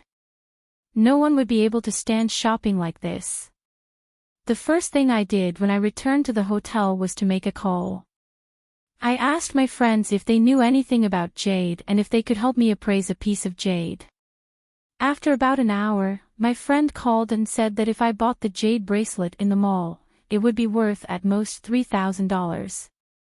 After hearing this answer, I was dumbfounded. I had expected the price to be high, at most $2,000 or $3,000. However, I didn't expect the bracelet to be worth less than a fraction of that price. I couldn't accept the fact that the real thing was worth so much less than the purchase price. I thought back to the time when I was introduced to Jubilee jewelry. I had seen on the official website that you could request a refund within 30 days.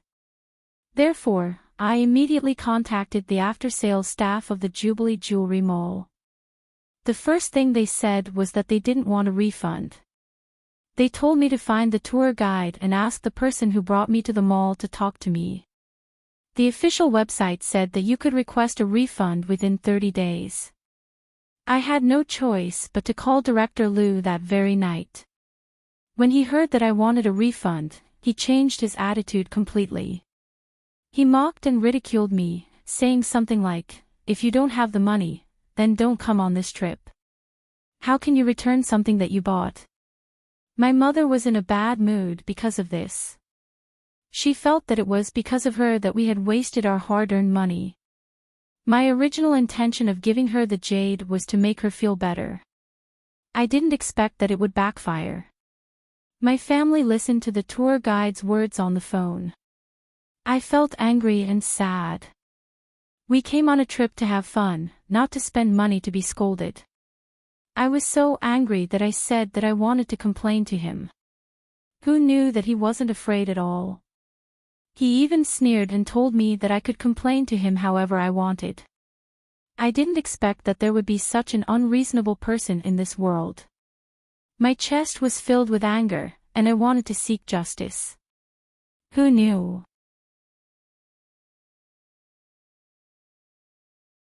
Chapter 930. The complaint line is either busy or unanswered. The middle-aged man laughed bitterly. In the end, they just ignored it. Now, my heart is cold. The old woman patted him on the side, and her voice was a little hoarse. Forget it, just treat it as spending money to buy a lesson.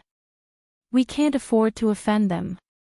The middle-aged man accepted his mother's words, but the mood of the family of four was not good. Helene Vivian looked at them. Her voice was very light, but her eyes were filled with tenacity. She walked in front of the old woman and said, "Granny, don't worry. I will definitely make you return this jade bracelet. Keep the certificate and bracelet well. Don't drop them, and don't touch this bracelet. In 2 days, someone will give you an explanation." When the old woman heard Helene Vivian's words, she was very moved, but she still shook her head. "Miss, if you help us like this, those people probably won't let you go. I know you're a lawyer, but you're a girl after all. What if something happens?" Helene Vivian knew that the old woman was sincerely concerned about her. She chuckled and pushed Beligaju forward. "With him here, Granny, don't worry. My husband is very powerful and can fight very well. I'm not afraid of them." Beligaju did not expect that someone would push him forward. He looked back at her fluffy head. Hearing her call him husband was pleasing to the ear, so he let her be. However, even if a certain highness was indulgent, it was difficult to hide his nobility. After the old woman looked up and saw him, she kept praising a certain highness for his handsome appearance, just like on TV. Then, she looked at the pair of little people standing behind Helene Vivian and liked them very much. The middle-aged man saw that his mother's mood had improved a little, and the depression from before had dissipated a lot. He didn't know why, but it was probably because the couple in front of him looked too different. A glimmer of hope rekindled in his heart. Perhaps this jade bracelet could really be returned. Helene Vivian asked the middle-aged man some other things, and the middle-aged man told her everything as usual. After about 10 minutes, the two families separated. One family went to Rinmin Road, and the other family went to Westerner Street. Qingshan walked unsteadily beside Beligaju, trying hard to keep up with her father's pace. Beligaju's attitude towards the two little ones was the same, a free-range policy, so don't expect him to hold Qingshan's hand. Because if there was a gap, a certain highness would basically directly grab the little one by the collar and walk forward. Qingshan swayed her two short legs, and was carried by her father like a plastic bag. After blinking twice in a daze, she turned her head to look at Helene Vivian and Bailey Shangxie. As the older brother, Bailey Shangxie was the one who understood his father's character the best. He quickly rescued his younger brother from a certain highness's hands, and then clumsily carried his younger brother forward. When he was young, he was carried around by his father like a plastic bag. He definitely could not let his younger brother suffer the same, because that would be really stupid. Little Qingshan was being carried by his brother, who was only a head taller than him. When he spoke, he had to turn his little body. His childish voice was filled with logic and rigor. Pretty Wei, this whole thing was a setup from the beginning to the end. That uncle must have been deceived by the driver and the tour guide. Qingshan spoke very casually, and did not forget to take a bite of the chocolate cake that Bailey Shangxie handed to her. This was the most important thing. The two little ones used their own pocket money to buy 6 pieces of chocolate cake. Originally, they planned to eat it when they went back, but now it seemed that they could not hold it in. Helene Vivian rubbed the little one's head. Qingshan had many inhuman abilities since she was young, among which were photographic memory and rapid thinking. Although she did not seem to have any demonic nature, in fact, all ghosts would automatically avoid her when they saw her. This was also the reason why she was not worried when Qingshan went missing from the beginning. Now, this matter was just like what Qingshan said. Both the driver and the tour guide were problematic. The drivers were responsible for running around the periphery. When they encountered tourists, they were very enthusiastic to let the tourists let their guard down, and then pretended not to easily lead the tourists to the travel agency. In fact, there were already tour guides there. These drivers must have gotten a lot of benefits in the middle. Although she did not know how they divided the benefits, it was obvious that the whole thing was a trap from the beginning. This kind of situation should be common in Lee City, otherwise, they would not have encountered the same situation at the airport. If this was the case, then the missing female university student. As if thinking of something, Helene Vivian's eyes suddenly darkened, and then she smiled meaningfully. Well, today's shopping time is over. Now go back to sleep. Tomorrow we will follow the driver to see who is behind these tour guides, tomorrow. For the people who dared to have designs on Helene Vivian, a certain highness would not wait until tomorrow to deal with them. After arriving at the inn, while Helene Vivian was washing up, Beligaju, who was originally lying on the bed and flipping through a magazine, reached out and put the magazine on the bedside, and then slowly tidied up his sleeves. The two little ones had just come out of the shower. Qingshan's hair was still wet, and she was wearing a long bathrobe. She shook her little head twice, and turned around to ask Bailey Shangxie, "Where is father going?" "Hunting." When Bailey Shangxie said these 2 words, a bloodthirsty red light flashed through his eyes. Then, with a cool face, he took the hairdryer that was bigger than his hand, and blew Qingshan's hair one by one. Qingshan was very obedient. She sat on the bed with her 2 little legs crossed, and poked her little palm again and again. When Helene Vivian came out to get the shower gel, she saw this scene, and did not notice that the bed on the left was empty. She took a photo of the two little ones with her mobile phone, and posted it on her WeChat moments. The older brother is blowing his younger brother's hair, and his little face is very serious. In an instant, her WeChat moments blew up. The rough man really could not sit still, especially old A, who held his mobile phone and typed hard, requesting to leave for Lee City immediately. Of course, there were also dissenting voices. In fact, Helly and Vivian rarely used WeChat, but she would only post a status when she thought of it. This status was probably more than a year ago from the last one, and such a sudden move happened to coincide with the time when everyone was using WeChat. Naturally, it was seen by her former classmates. At the dining table of a restaurant in the capital, someone pointed at the mobile phone and said to Lady Ching, "Meng Meng, look, it's that Helly and Vivian who used to compete with you for the campus belle. She even has a son, and two at once, and both of them are so handsome."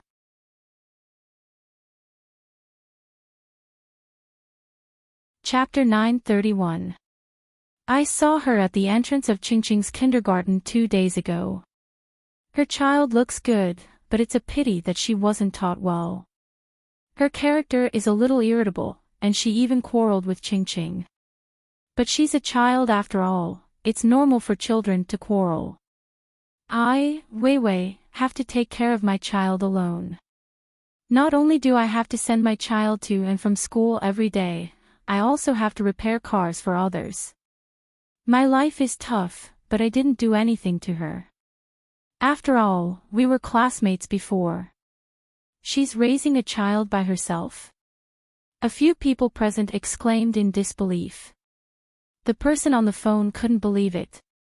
How could this be? Where's the child's father? Li Meng shook her head and said in a noble manner, "Then I don't know. You know me.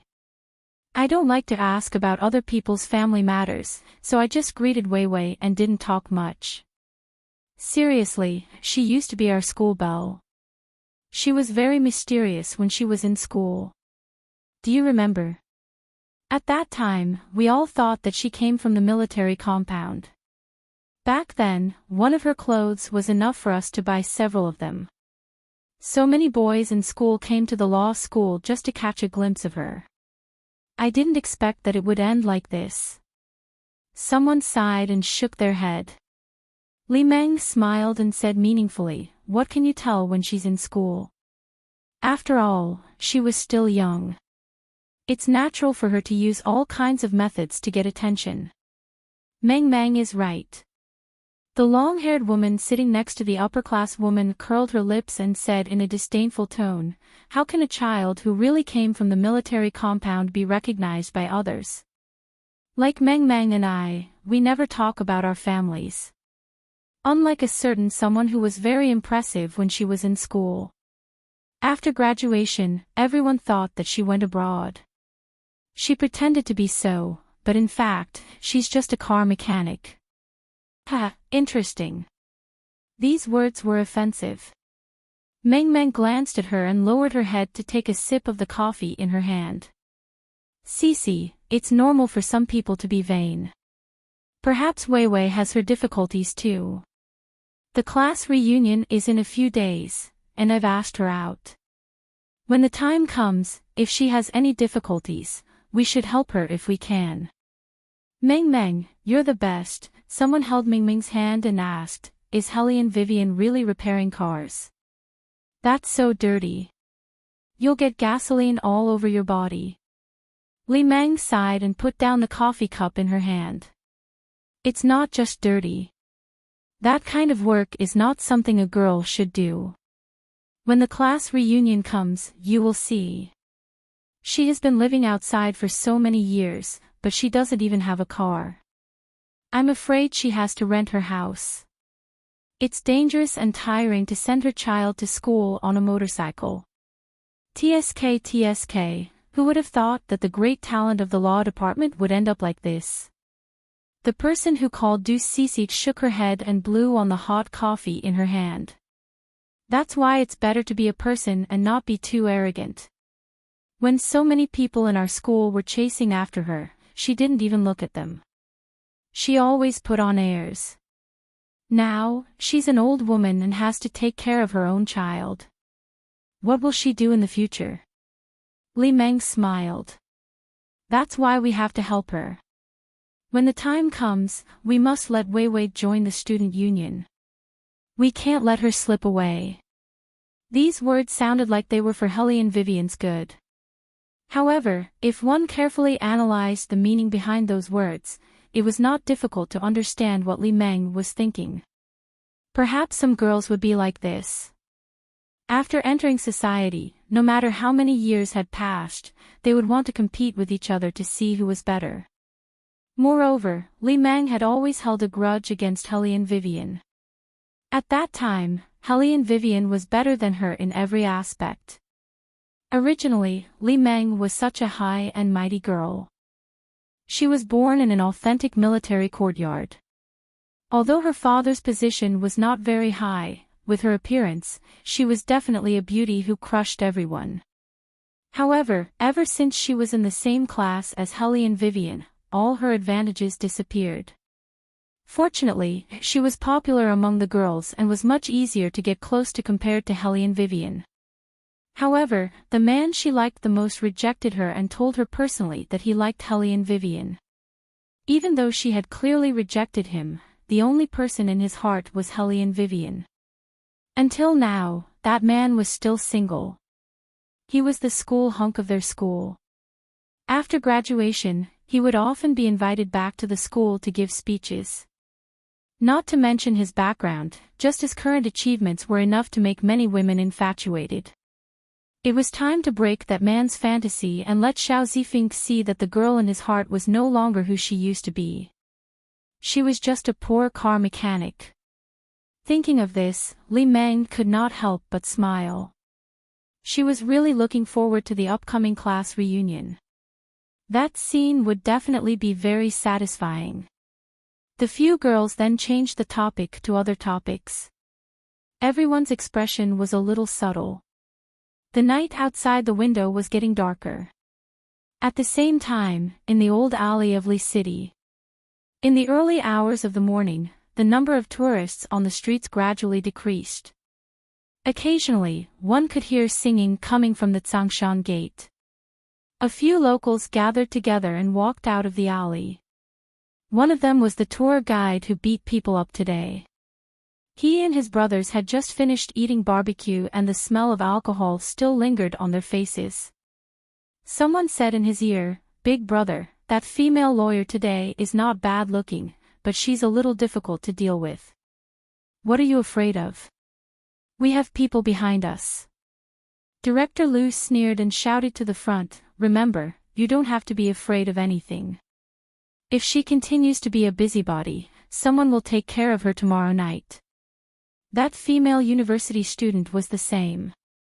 She insisted on causing trouble. Although I wasn't the one who led her, I still know the result. Those who obstructed that person's path and tried to expose this matter will not have a good ending. When the time comes, if that female lawyer doesn't listen to us, we'll deal with her. You can do whatever you want. When Director Liu finished speaking, the few of them were still laughing. However, after a few seconds, the laughter stopped. Director Liu suddenly bumped into the people in front of him and said unhappily, "Hey, what's wrong with you guys? Why didn't you stop?" The two people in front did not respond at all. However, the one standing in front of him began to tremble all over.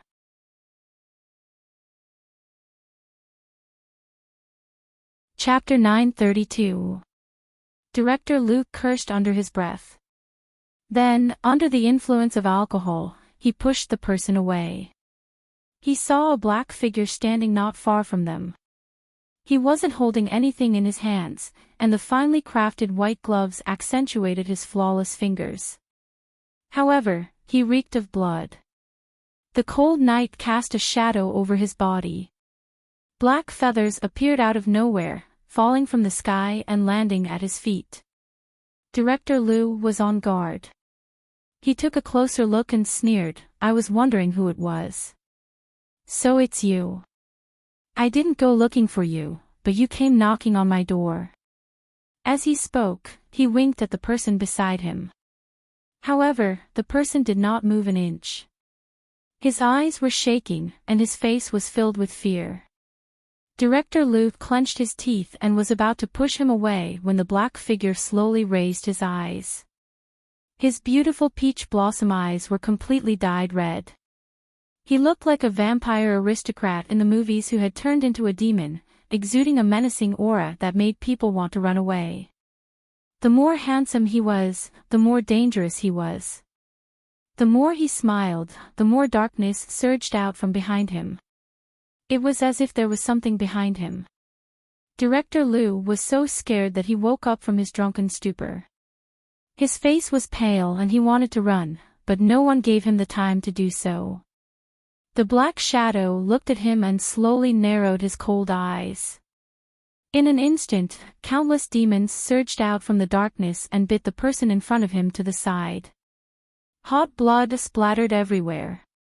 "Ah!" A blood-curdling scream echoed through the long alley.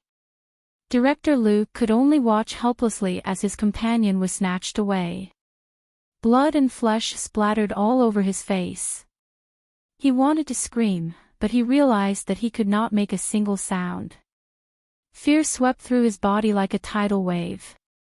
Other than the desire to live on, there was nothing else in his mind. He even wanted to kneel down and beg for mercy, but the darkness had already begun to approach him. Under the light cast by the moon, a devilish silhouette was reflected in the light. Amidst the sea of blood, that slender figure spoke in a low voice with a hint of laughter. His voice was very pleasant to the ears, but it also contained an aura that didn't belong to the mortal world. It was like the chanting of a demon. "I'm not as good-tempered as Wei Wei. I'll deal with you all tomorrow." The black feathers fell. It took only a few minutes. The long alley was plunged into darkness, as if no one had ever existed. The figure watched the scene and curled his thin lips. He walked away with long legs and slowly merged with the darkness. After Hellion Wei Wei posted on her WeChat moments, she chatted with her brothers for a while. After assigning all the necessary tasks to Monkey and S, she looked up and saw a certain highness walking in from outside. She raised her eyebrows and asked, "When did you leave?" "Just now. I went downstairs to get a bottle of red wine." Bailey Jia Ju lied without batting an eyelid. He glanced sideways and reached out to pick up 2 wine glasses. However, when his gaze fell on his gloves, his brows furrowed. Then, he took off the glove on his left hand and casually threw it into the trash can. Then, he turned his head again and met Hellion Wei Wei's eyes. Hellion Vivian walked over. "What's wrong with the gloves? Why did you throw them away? They're dirty." His Highness stopped her effortlessly and pulled her into his arms. Wei Wei always felt that with his Highness' temperament, he shouldn't have dirtied his gloves. However, after thinking about it carefully, His Highness's obsession with cleanliness might have flared up, so she didn't think too much about it. She held the wine cup and started drinking. As soon as she took a sip of red wine, she received a message on WeChat. It said that there would be a class reunion in a week and asked if she would attend. Hellion Wei Wei had never liked to participate in these kinds of things. She was different from others. Others would only start working after their 4th year of university, but the reason why she went to university was only to cover up her identity as the Queen of Arms. That was why she chose to study law. Of course, young Master Tang had asked her to choose. In the Tang sect, everyone had a hidden identity. This identity would always be used to hide their true identity. In fact, she hadn't gone to class after her 3rd year of university, so she wouldn't attend any class gatherings. Unexpectedly, before she could refuse, the person on the other side spoke again. "We just happened to meet. Let's talk about your son hitting Ching Ching." "Hit?" Hellion Vivian looked at the phone screen and raised her eyebrows. She swirled the wine glass and looked at Ching Ching, who was still poking her palm cutely. She narrowed her eyes. She knew her son very well. Although he never played with children his age, he would not take the initiative to hit anyone, especially humans who were weak in his eyes. In some ways, the three of them were the same. They were extremely arrogant. Qingshan saw that Hellion Vivian was looking at her, so she ran over and held her little head for Hellion Vivian to smell. Big brother washed my hair. It smells so good. Hellion Vivian felt that ever since Dabao appeared, she was basically dispensable in front of Qingshan. Bailey Shangxie was still wiping the baby golden water on little Qingshan's face and hands. He was doing a very professional job. Hellion Vivian hugged the two little guys and kissed each of them. Then she picked up the phone and replied with one word, "Okay." Her son got into a fight. There must be a reason. She wanted to know how the other party had provoked Qingshan. Originally, when His Highness saw the words, "class reunion," his eyes began to sink. He had been in the modern world for 3 years, so of course he understood modern life. A class reunion mostly meant that there would be old sentiments. Although Bailey Jiaju didn't like to use this word, but when Hellion Wei Wei agreed to go, his fingers paused for a moment, the color of his pair of eyes deepened a lot. Then, he raised his head and finished the red wine in the goblet. His thin lips revealed a faint smile, as if he was planning something. Bailey Shangxie knew his imperial father the best, including why his imperial father's gloves were dirty. He just didn't know what his imperial father was planning to do to his imperial mother. In short, his father was a shameless and pretentious person. Apart from his mother who would spoil him, the rest would only be afraid of him. Hellion Vivian did not know that the content of her WeChat had been seen by His Highness. She lowered her head and arranged for the two little ones to sleep. She planned to settle the matter in Li City tomorrow and then fly back to the capital.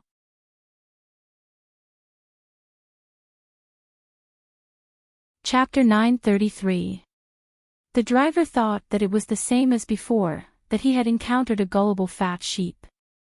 He did not know that the small device hidden in Hellion Vivian's long hair was very advanced. In addition to recording and video, it could also be synchronized to the internet. The driver didn't even realize that his license plate number had been taken down, and his words had been recorded. Just like what the middle-aged man described before, the driver brought Hellion Vivian and the rest onto a tour bus, which was specially designed to pick up individual tourists. These buses would depart from a bus station in Li City on time, and each bus was accompanied by a tour guide. Hellion Vivian's tour guide called himself Tour Guide Xiao, a native of Li City. He looked very humorous. During the 10-minute drive, he talked about a lot of local customs. At first, it did not sound like much, but the more he talked about, the more obvious the words about Jade became. At this time, some of the early risers on the bus wanted to take a nap on the bus, while others wanted to sit and chat with each other because they were all here to have fun. After all, the journey to the scenic spot was an hour long. Soon, tour guide Xiao was a little unhappy. He glanced at the two girls who were whispering and said, "Don't talk nonsense when others are introducing you. This is polite. Listen to me. The most important thing is to have a good attitude. When you see something you like, you have to buy it quickly. We will arrive at the scenic spot soon. I don't want to see you there. Some people hide in the toilet and don't come out once they arrive at the scenic spot. We guides are not scourges, we don't have to be afraid of spending money when we are out to have fun. The things here are all good. Everyone knows that this place is close to Myanmar, so buy whatever you can." The whole thing was about Jade. Hellion Vivian could feel that the two girls sitting behind her had a conflict in their hearts when they heard the tour guide's words. They were whispering about something.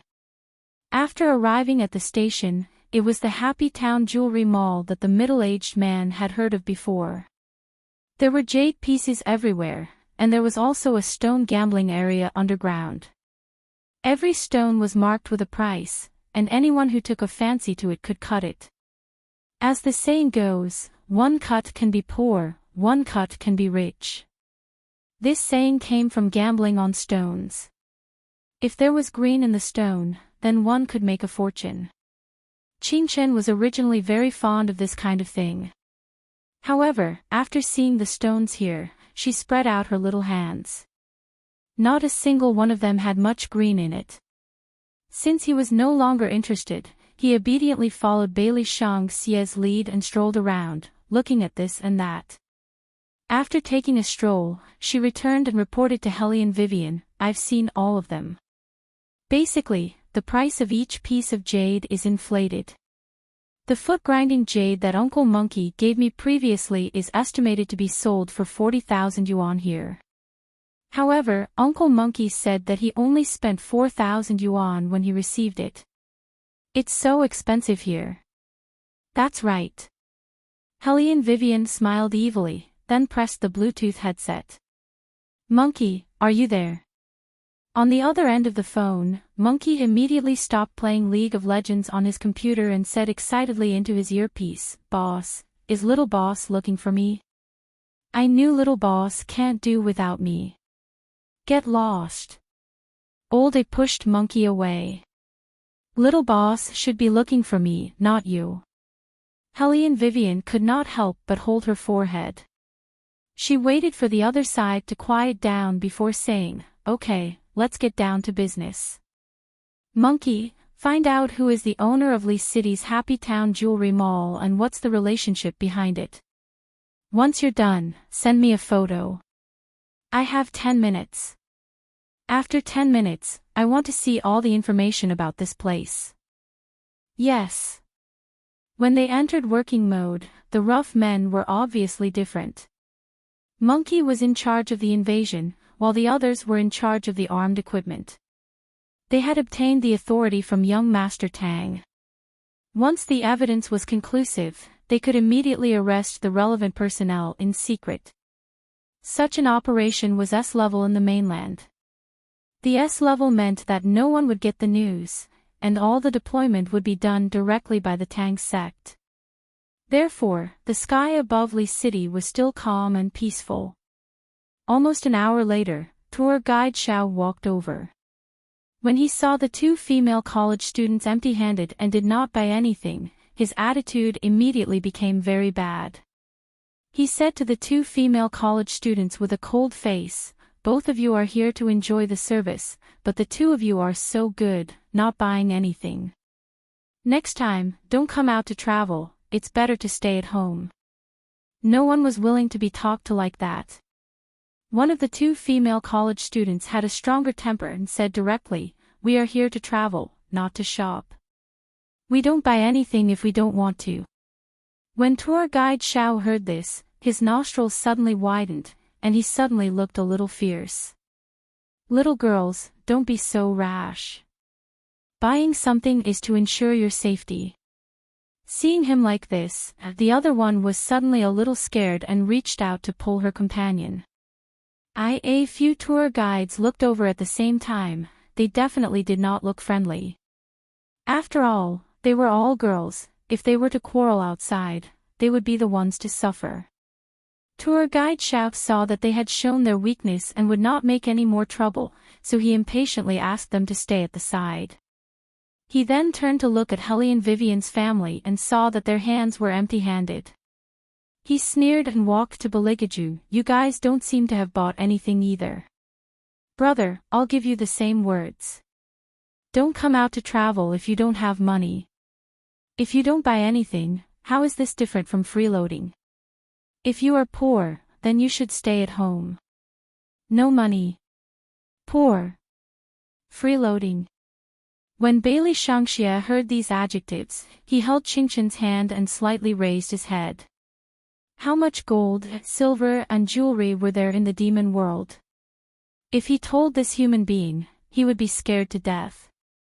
Moreover, when he was in England, in order to find his mother faster, his father had already done a lot of things in the human world, let alone in China. In his opinion, this human was about to die. Because the smile on his father's face was too obvious, it was so obvious that all existences and dark creatures around felt a strong sense of uneasiness, including the two reapers in Chinchin's hand. Is this person stupid, huh? Is he stupid? Of all people to provoke, he just had to provoke the great demon. If he was unhappy, he could destroy the human world. Damn, he was retarded. This kind of person should be immediately taken to the 18th level of hell, so that he would not show off his intelligence in the human world. What? Not talking. Are you scared out of your wits?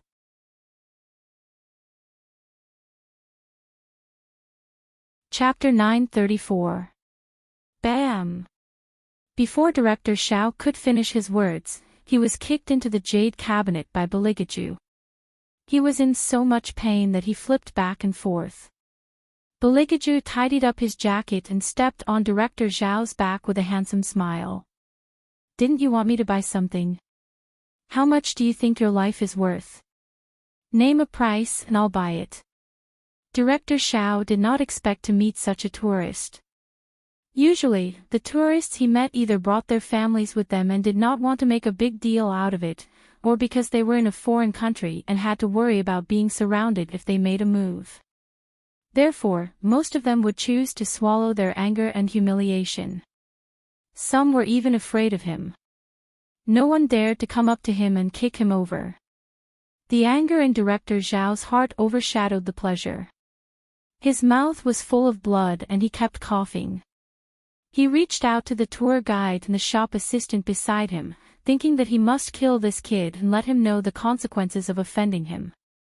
Such a big commotion was bound to alarm the security personnel in the mall and the local auxiliary police stationed not far away. These auxiliary police and tour guides knew each other.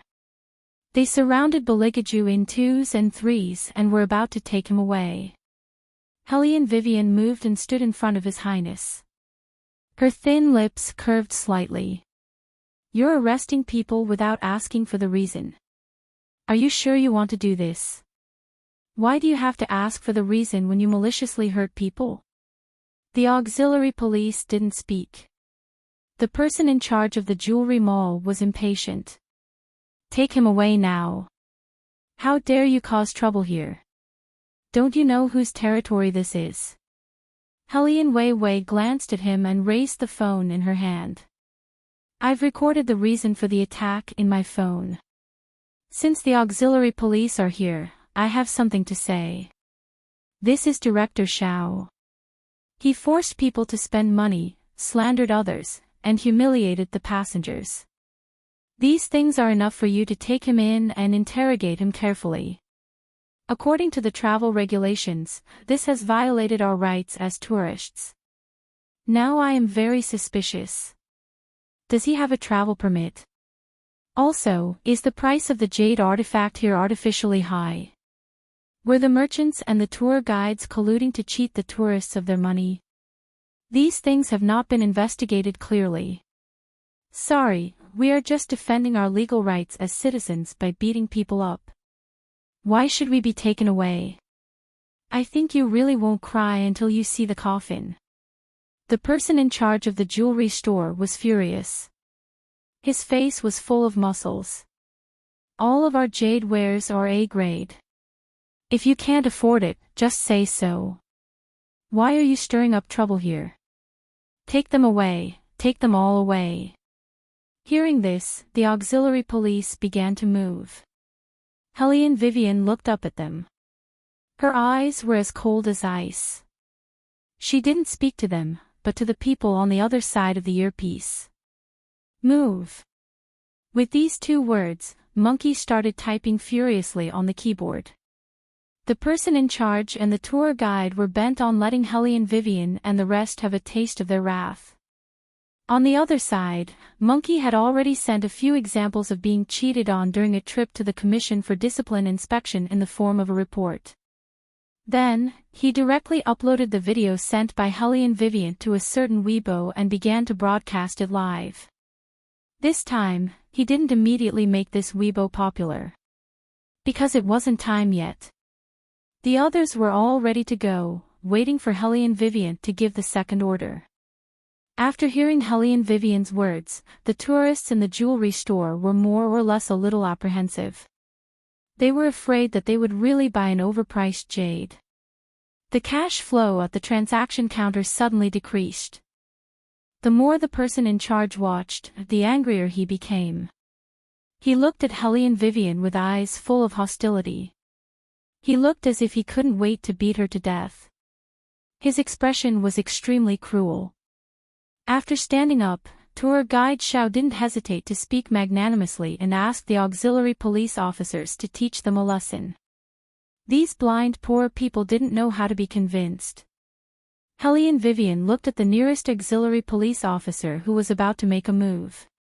She slowly raised the ID in her hand and said, "I'm a lawyer. The law I studied tells me that the victim shouldn't be detained in any form. If you don't know this, you can go back and flip through the textbooks. If you arrest me, you can forget about wearing this uniform again." The auxiliary police officer was obviously hesitant. The person in charge sneered. "I, CEO Wang, have seen all kinds of situations. Why would I be afraid of a small lawyer like you? Now, you're the one who doesn't have money. You're causing trouble here, and you want to talk to me about the law. Who said we don't have money?" Helly and Vivian turned her head and took out the Gucci wallet from Beligaju's trouser pocket. She threw it over casually. There were more than 10,000 yuan in the wallet, not to mention various US dollars, euros, and 3 or 4 gold cards. The person in charge and tour guide Xiao looked at those things and suddenly felt like they were slapped in the face. The other tourists also understood what was going on. It was obvious that the other party wasn't like what the tour guide said. They couldn't afford the jade here, but they suspected that there was something wrong with it, so they didn't buy it. Helly and Vivian raised her eyebrows and looked at the person in charge. "It's the same whether we have money or not. No one is willing to be a fat sheep to be slaughtered. So what if we don't buy it because we don't have money? Doing business is all about being willing. If we don't buy it, do you have the right to insult the customers? We're here to have fun, not to look at anyone's face. We've spent money to sign up for the tour, so we should be respected. We shouldn't be ridiculed here after we failed to force a deal." Tour guide Zhao's voice was gloomy. "You only have 400 or 500 yuan to sign up for the tour. We're the ones who paid as much as you asked. Now you're accusing us of paying too little." Helly and Wei Wei glanced at the surrounding tourists and said in a calm voice, "Don't you think this whole thing is hilarious? Who made the tour guide of Li City so fearless?" "Enough." A man in a suit came in from the outside and looked around. He didn't speak to Helly and Vivian, but said to the auxiliary police officer beside him, "Secretary Liang is still having a meeting nearby and is entertaining foreign guests. It's not good for you to be so noisy. Something has happened and it's affecting the public order, so solve it quickly. Do you still need me to teach you what to do?" As he said, he turned his head and said to the person in charge of the jewelry, "Mr. Wang, Li City is a tourist city and you're the biggest investor in Li City. It's our fault for not doing a good job in maintaining order. If this lady doesn't want to buy the jade, then don't let her buy it. If word got out, it would seem that Li City's management is not doing a good job. You know how much sleep the secretary has lost because of this."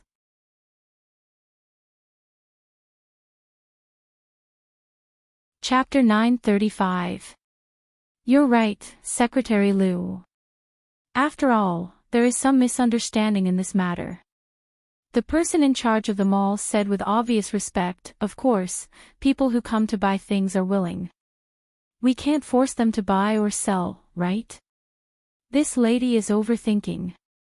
Director Xiao just gave her a few words of advice and she started beating people up. It's probably because of her strong self-esteem. I don't understand why she feels that her self-esteem is hurt and why she has to beat people up to vent their anger. Since Secretary Liu is here, let's forget about this matter. After all, we are doing business amicably for the sake of the construction of Li City. Of course, we adhere to the principle of customer first. Since this lady doesn't want to buy, then wait outside. Don't slander the jade of our mall, it's really impossible for us to do business. After the person in charge finished his words, it seemed that Hellion Vivian and the rest were simply making trouble without reason. In fact, the truth was very clear. However, it was obvious that the secretary who came was on the side of the person in charge of the mall. Naturally, he knew how to give everyone a way out without letting the situation develop further. He glanced at the auxiliary police next to him and said, "In the future, it's wrong for troublemakers to disturb the public order regardless of their identity. This time, we'll forget about it. The matter ends here. If anyone doesn't want to stay here, please ask them to leave." Yes. The auxiliary police also followed the order to enforce the law. Hellion Vivian looked at this scene and said slowly, "Wait a minute, Secretary Liu, right? You seem to have misunderstood the focus of this matter." Secretary Liu did not expect that the person in front of him would be so ignorant. A light flashed under the bottom of his eyes. During this period of time, the secretary had reminded him that the child trafficking case in Yun City involved a large area. The higher-ups were keeping a close eye on it and asked his subordinates to be more careful. He would have asked people to arrest these tourists long ago. Some nouveau riche always thought that with some money, they could protect their rights. However, they did not think about who was standing in front of them. Taking a step back, if the other party was not a lawyer but an ordinary female college student, he would still teach her a lesson. People like her who made noise everywhere knew that there was a problem with the jade here. When the time came to check, they would definitely be held accountable. Thinking of this, Secretary Liu's expression turned cold. "Miss, do you know who you are talking to?" "I really don't know who you are.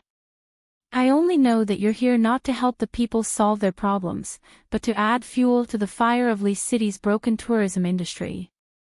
Hellion Wei looked into his eyes and suddenly smiled.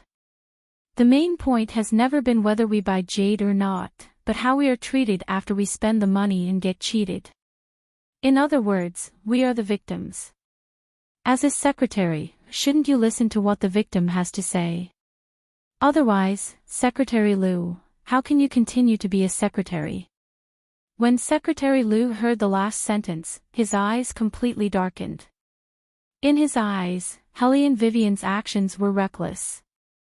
Secretary Liu did not know that before Hellion Vivian said this, she had already ordered Monkey and everyone else to take action. All the video content spread rapidly through the influence of a certain Weibo. This included all the recordings of the driver, tour guide, as well as the person in charge of the mall and Secretary Liu. Especially the attitude of the tour guide, it was to the point of angering both humans and gods. In addition to the summary of more than a dozen previous complaints. Soon, this incident attracted the attention of all the netizens. This included the commander of Li City, Inspector Jiang, who had once carried out a mission with Hellion Vivian. When he saw the video, his first reaction was that it was over. How could this group of people surround Hellion Vivian? What a bunch of fucking good-for-nothings. Inspector Jiang put on his military cap and was about to rush out. The soldier next to him was puzzled. "Major, it's almost time for dinner, where are you going?" "Where am I going?" "To clean up the mess." Inspector Jiang turned around and pointed at Hellion Vivian on the screen. "See, this person, if she's hurt, don't expect the Tang sect to be involved in future battles. That's the boss of the ghost organization. To think that a certain secretary is still thinking of getting in touch with the Tang sect. This time, his secretary is going to block people. What do you think the consequences will be?" The soldier shook his head, still confused. Inspector Jiang did not say anything to him. He picked up a Hummer and drove to the scene of the incident. At this time, Secretary Liu smiled coldly. Miss, why do I find that you have a tendency to be ass? Helene Vivian took a step forward. Today, I'm the one standing here. I can talk to you about the law to protect my rights. In fact, in China, very few people know the law, let alone how to protect their rights. If the person standing here today was not me, but a university student who did not have the ability to protect herself, what would they face? Secretary Liu, have you thought about this problem? You can say whatever you want now. Secretary Liu's voice was still deep. But I'm warning you, don't think that you can incite the crowd just because you're a lawyer. I have the right to arrest you. As soon as he finished speaking, the phone in his pocket rang. Secretary Liu looked at the caller ID on the screen and picked up the call carefully. Secretary, yes, I'm at the jewelry store. What? Video. She's secretly recording. Secretary Liu paused, and his eyes became more gloomy. He could not hear the rest of the words at all. Then, he hung up the phone and called the person in charge of the jewelry store outside. He lowered his voice and said, "This is a little troublesome now, and it's not convenient for me to intervene. I'll watch outside later. Ask everyone to disperse and stop making things difficult for this woman. She seems to have a camera on her, and she doesn't seem to be a lawyer. She's probably a reporter. If things get out of hand, it won't be easy to clean up.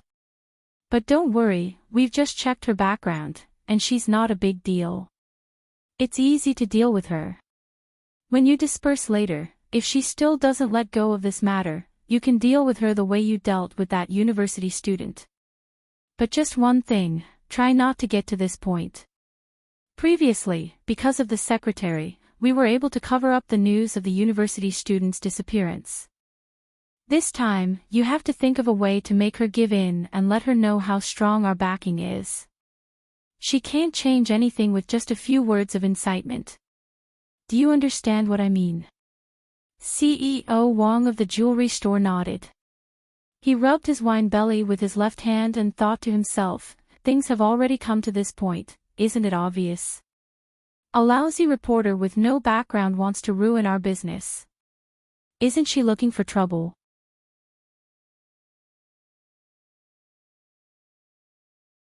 Chapter 936. The matter on the internet was still fermenting. A secretary was very unhappy that it would cause such a bad influence, so he directly called the relevant law enforcement department.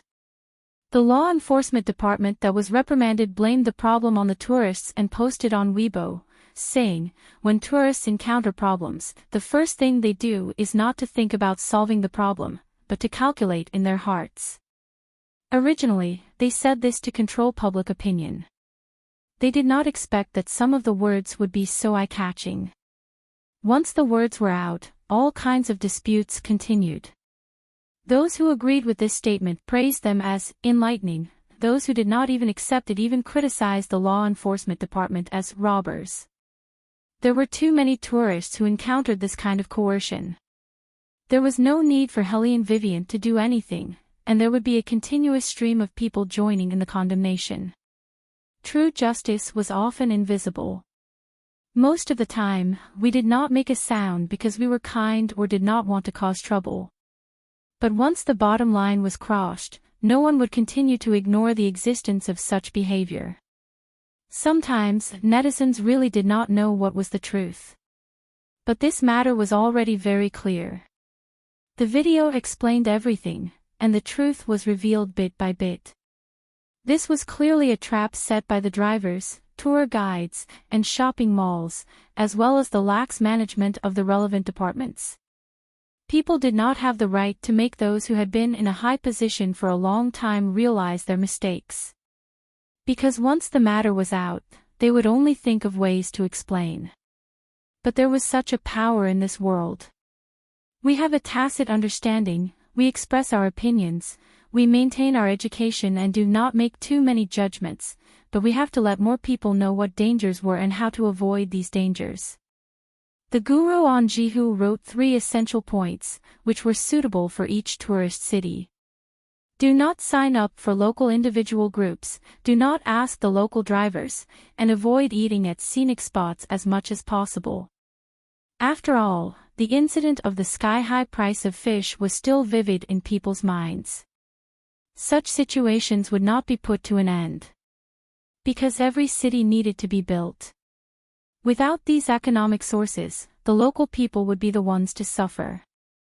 The people who were really at the top wanted everyone to be harmonious, but the perfection of the system could not be completely implemented locally. Some people still had selfish motives. For example, a certain person in Li City thought that he could control the overall situation as long as the emperor was far away.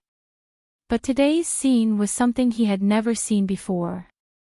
However, compared to the one in Cloud City, he was much calmer and knew what to say at the right time. Therefore, he quickly asked a certain department to issue an apology on Weibo. Then, he carried out a series of appeasement. After doing this, he narrowed his eyes and instructed his subordinates, tell Secretary Liu that when the heat of this matter dies down, think of a way to make the person who exposed it suffer a little. She dares to say anything, she deserves to suffer a little. When Secretary Liu received the news, he simply called CEO Wang and told him that they would not interfere in this matter and that he could vent his anger however he wanted. However, there was still one thing to be careful about, which was not to let anyone know.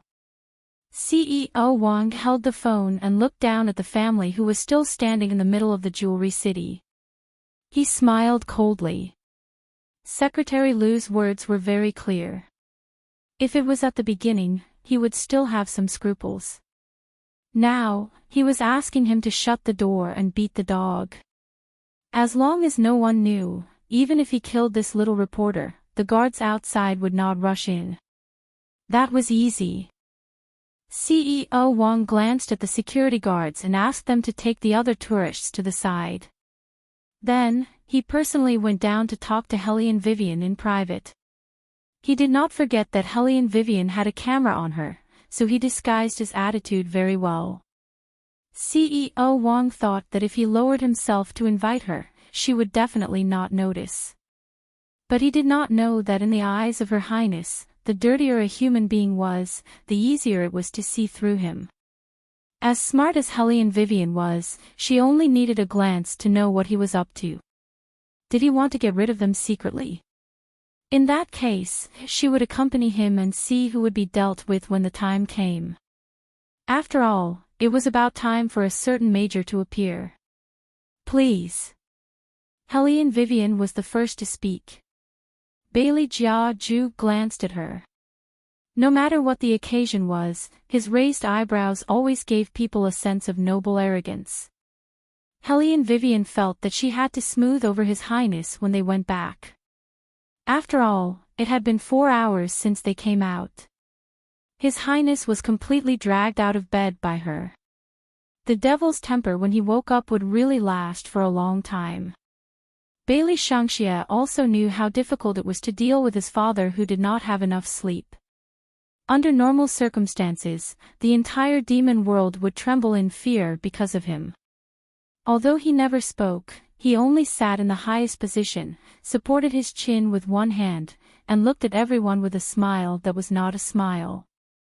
But the lethality of it was not inferior to the explosion of an atomic bomb. Let's stay away from father later. Bailey Shangxia's little face was serious as he reminded Qingchen in his hand. The little one nodded her head obediently, swinging her little hand as she followed beside Bailey Shangxia. When she walked, she would always sway. Seeing how cooperative the family was, CEO Wang's smile grew wider. He walked around the corridor outside and brought Helene Vivian and the others to the meeting room where secret deals were held every time. Cell phones were not connected here, and similarly, the internet was not connected. Helene Vivian could clearly hear the sound of the Bluetooth headset buzzing. A few sports cars sitting not far away started their cars at the same time after the video signal was cut off.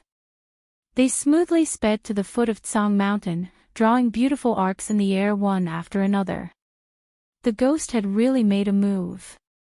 At this time, Secretary Liu was still in a reception room outside the mall, drinking tea and waiting for CEO Wang to solve the problem and give him a satisfactory answer so that he could vent his anger. One had to know that ever since he became this secretary, even the big shots in the business world had to respect him. A small reporter actually embarrassed him in front of so many people. She was simply tired of living. Has CEO Wang made a move? Almost. He has been invited to the meeting room. There should be news soon. Then tell the people outside to stay in their positions. No matter what they hear, don't rush in. We won't interfere in this matter. The people beside Secretary Liu nodded. Of course, they would obey the order. With such a relationship, President Wang did not have to hide anything when he did things. With a click, he locked the door and dragged Bailey Shangxie, who was the closest to him, over. With a fierce expression, he said, "This is more suitable for me to talk to."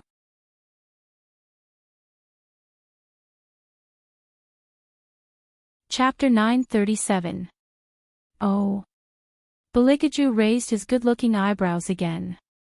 The unique evil of a demon broke out from his handsomeness. No one knew why. At that moment, there seemed to be some kind of black fog surging behind him, but it was clearly broad daylight. His Highness looked at CEO Wang with a playful gaze. His words, actions, and expression were all unhurried. The corners of his lips curled up slightly with a playful expression. "If I'm not mistaken, are you threatening me?" CEO Wang laughed and then sneered. His eyes were gloomy. "It seems that you're not too stupid. Today's matter is to let you know what to care about and what not to care about. I'll count to 3. Hand over all the information about today's matter and squat down on the side. Otherwise, this child's pretty little face will be cut a few times. I can't guarantee that." Faced with such a threat, Beligaju only curled his lips and said indifferently, "I hate it when people threaten me." Hellion Vivian and the two little ones heard this and nodded together.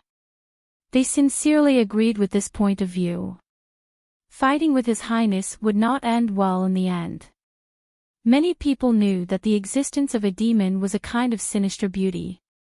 And this point was vividly displayed by Beligaju.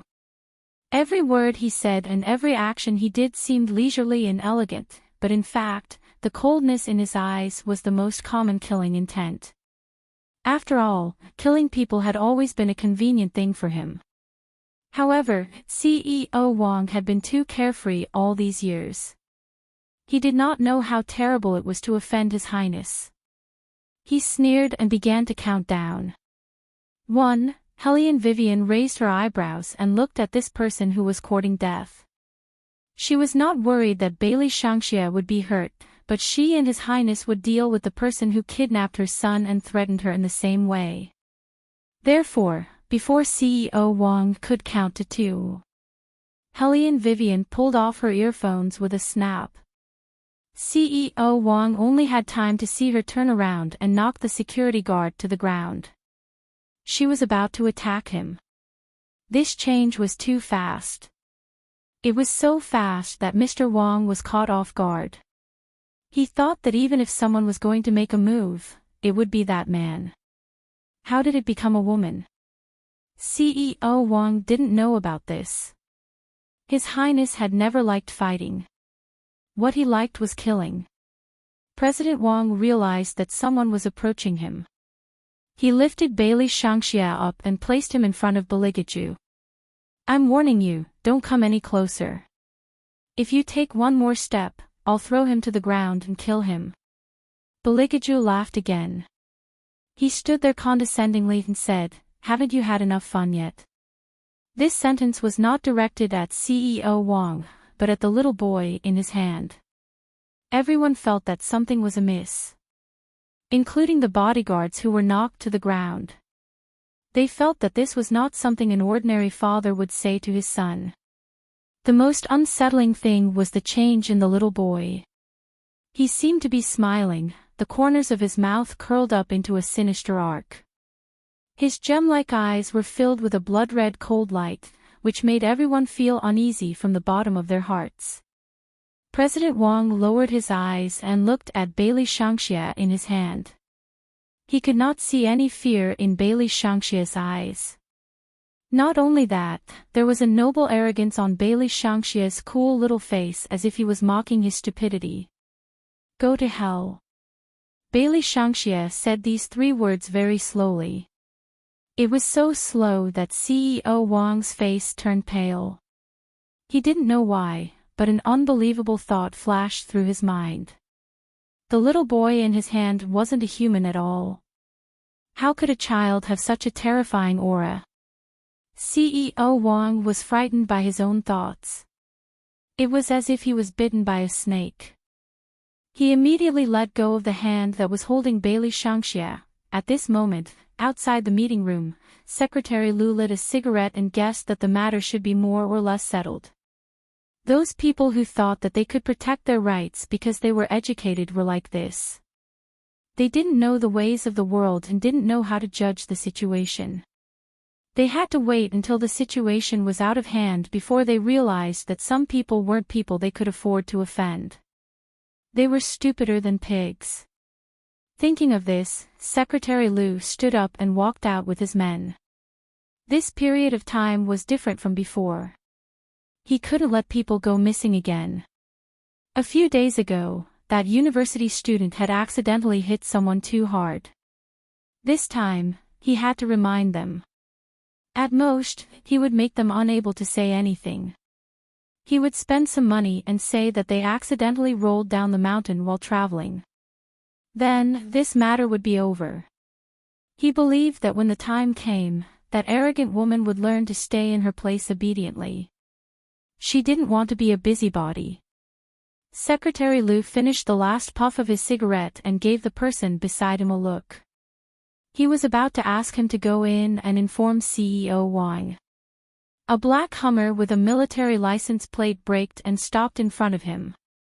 Before the sound of tires screeching faded, a person walked out of the car. He was still wearing his camouflage military uniform and looked like he had just rushed over from the army. He didn't even take off his military cap. Secretary Lu didn't pay much attention at first. However, when he saw the face under the military cap, he couldn't remain calm anymore. He lowered his body and extended his hand. Major, why are you here? Are you here to look for the secretary? The secretary is still handling documents in the office. Why don't I take you there personally? When facing Inspector Jiang, Secretary Lu was very respectful. The other party held a high position and had connections in the capital. Even the secretary had to treat Inspector Jiang with respect, let alone him. He heard that Inspector Jiang was very close to the Tang family. If he could get in touch with this person, he would have a lot of opportunities in the future. It had to be said that Secretary Lu's plan was very good. Unfortunately, Inspector Jiang was now in a fit of anger. Especially when he saw Secretary Lu in the video, his eyes turned red. He didn't care about the military salute anymore. He pulled Secretary Lu's collar over and asked, "Where is she?" Secretary Lu was stunned by Inspector Jiang's question. She? Who? Where did the girl who recorded the video go? Inspector Jiang saw that there were so many auxiliary police officers outside, but they were not patrolling. Instead, they were guarding around the conference room. His eyes immediately darkened, and he hoped that something he didn't want to see would not happen. Secretary Lu didn't know what was on Inspector Jiang's mind. He thought that Inspector Jiang had come because he felt that the video had a bad influence on him. He chuckled and said, "Major, don't worry. The things that should be dealt with have almost been dealt with. No one will say anything in the future."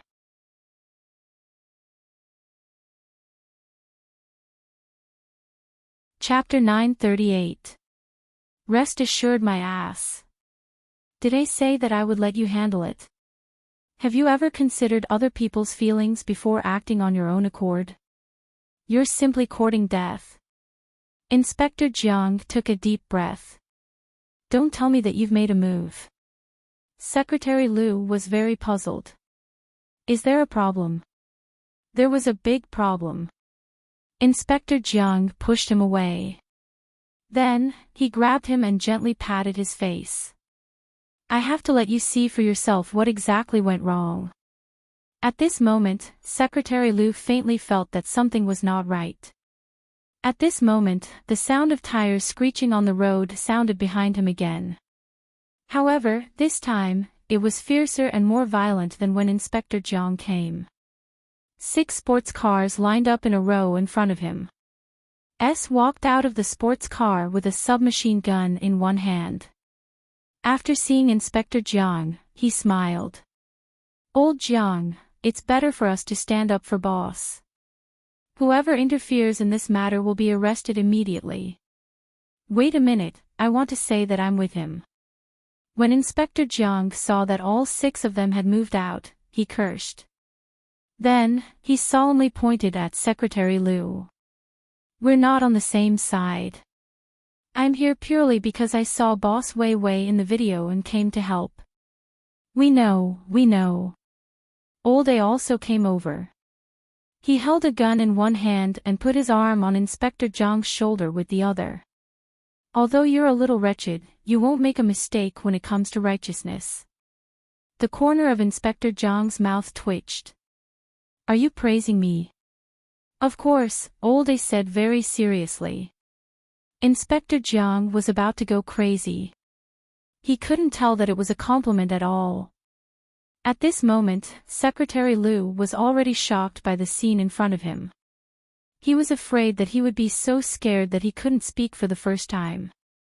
Even his legs were a little weak. That was a genuine submachine gun. In the mainland, only special forces were allowed to carry it. Moreover, why were these people here? Their eyes were filled with murderous intent. Soon, Secretary Liu knew why that murderous intent was. This was because a slender young man bent his knee and placed one hand on his shoulder. He heavily pressed his knee against his abdomen. His voice was cold and emotionless as he said, "Where did you take our boss and little boss?" Boss? Little boss? I don't know what you're talking about. Secretary Liu was really confused. He had never seen any boss or little boss before. Who are they? He didn't even dare to guess the identity and background of the person who acted so recklessly in front of Major Jiang. The pain made his thoughts even more chaotic. Suddenly, he seemed to have thought of something. As soon as Major Jiang came over, he asked where the woman who recorded the video had gone. Beside that woman, there was indeed a man and 2 little boys who looked like they were not to be trifled with. Could it be? That man was the boss they were talking about. Secretary Liu made wild guesses. Young L looked at him coldly. The female lawyer you said didn't know what was good for her is our boss. Secretary Liu was stunned and felt a chill from the bottom of his heart. He recalled the order he had just given, Inspector Jiang's attitude towards this person, and the 6 sports cars they drove and the assault rifles they raised. He suddenly realized that he might have made an unprecedented mistake. Because he had investigated the other party's check-in and found that it was just an ordinary inn, he determined that the other party was a lousy reporter with no background. She wanted to expose something, so she pretended to be a lawyer in front of them. But now, who could make Major Jiang personally take action? When Secretary Liu thought of this, all the color on his face seemed to have been drained, and he was extremely pale. Could it be that they had offended someone they shouldn't have offended? Misunderstanding, this is all a misunderstanding. Secretary Liu's forehead was dripping with cold sweat as he tried to explain. The young man raised his eyebrows, but his expression didn't change. The video was already out, but the signal was cut off. Do you think the people from the Tang sect are fools? Will they believe what you're saying now? Tang sect? These two words were like a flash of lightning, shattering the only hope in Secretary Lu's heart. He asked people to surround and beat up Tang, the people from the Tang sect. The young man didn't talk to him anymore. He grabbed the person with his left hand and pressed the gun down with his right hand. I'll ask you one last time, where are the boss and little boss? Secretary Lu looked at the black muzzle and was so scared that he almost peed. His fingers trembled as he pointed in the direction of the conference room. There. Bang! Without thinking, Wolde kicked the door of the conference room open, and the few of them quickly cut in. The young man was still dragging Secretary Lu. CEO Wang, who was standing with his back against the door, thought that the people who had barged in were his helpers. He said generously to Beligaju, who was gradually approaching him, "Don't think that you can play hero here just because you're a little better. Let me tell you, we have people and backgrounds."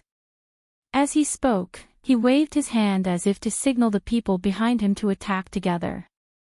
But after waiting for a long time, there was no movement behind him. There was only Beligaju's thin lips curled up, revealing an incomparably mocking smile. Hellion Vivian also laughed.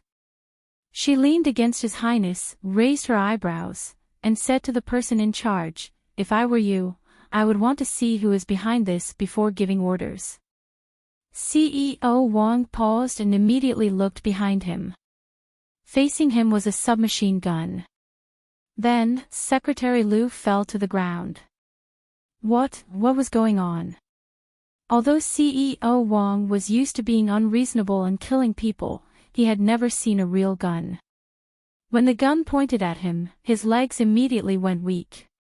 But he didn't expect that the most painful thing was not being pointed at by a gun. But what happened next was the actions of the man who he thought wouldn't make a move. His Highness's posture when beating people was as beautiful as ever. With a stretch of his hand, the entire conference room was filled with the sound of bones breaking. With that kind of sound, even Inspector Jiang felt pain when he heard it, let alone President Wang, who was a fatty, couldn't bear it. But when His Highness beat people up, he would let them choose. "Do you prefer your left leg or your right leg?" CEO Wang said his left leg, so he broke his left leg. CEO Wang held his left leg in a cold sweat. He didn't dare to say his right leg anymore. His Highness simply broke his arm and watched him struggle on the ground. He only stopped when he had one last breath. Then, he took out a pure white handkerchief from his pocket, gently wiped his hand, and casually threw it aside. The sleeves of his shirt were rolled up. He was full of nobility, and his smile was incomparably elegant. "I said, I don't like to be threatened."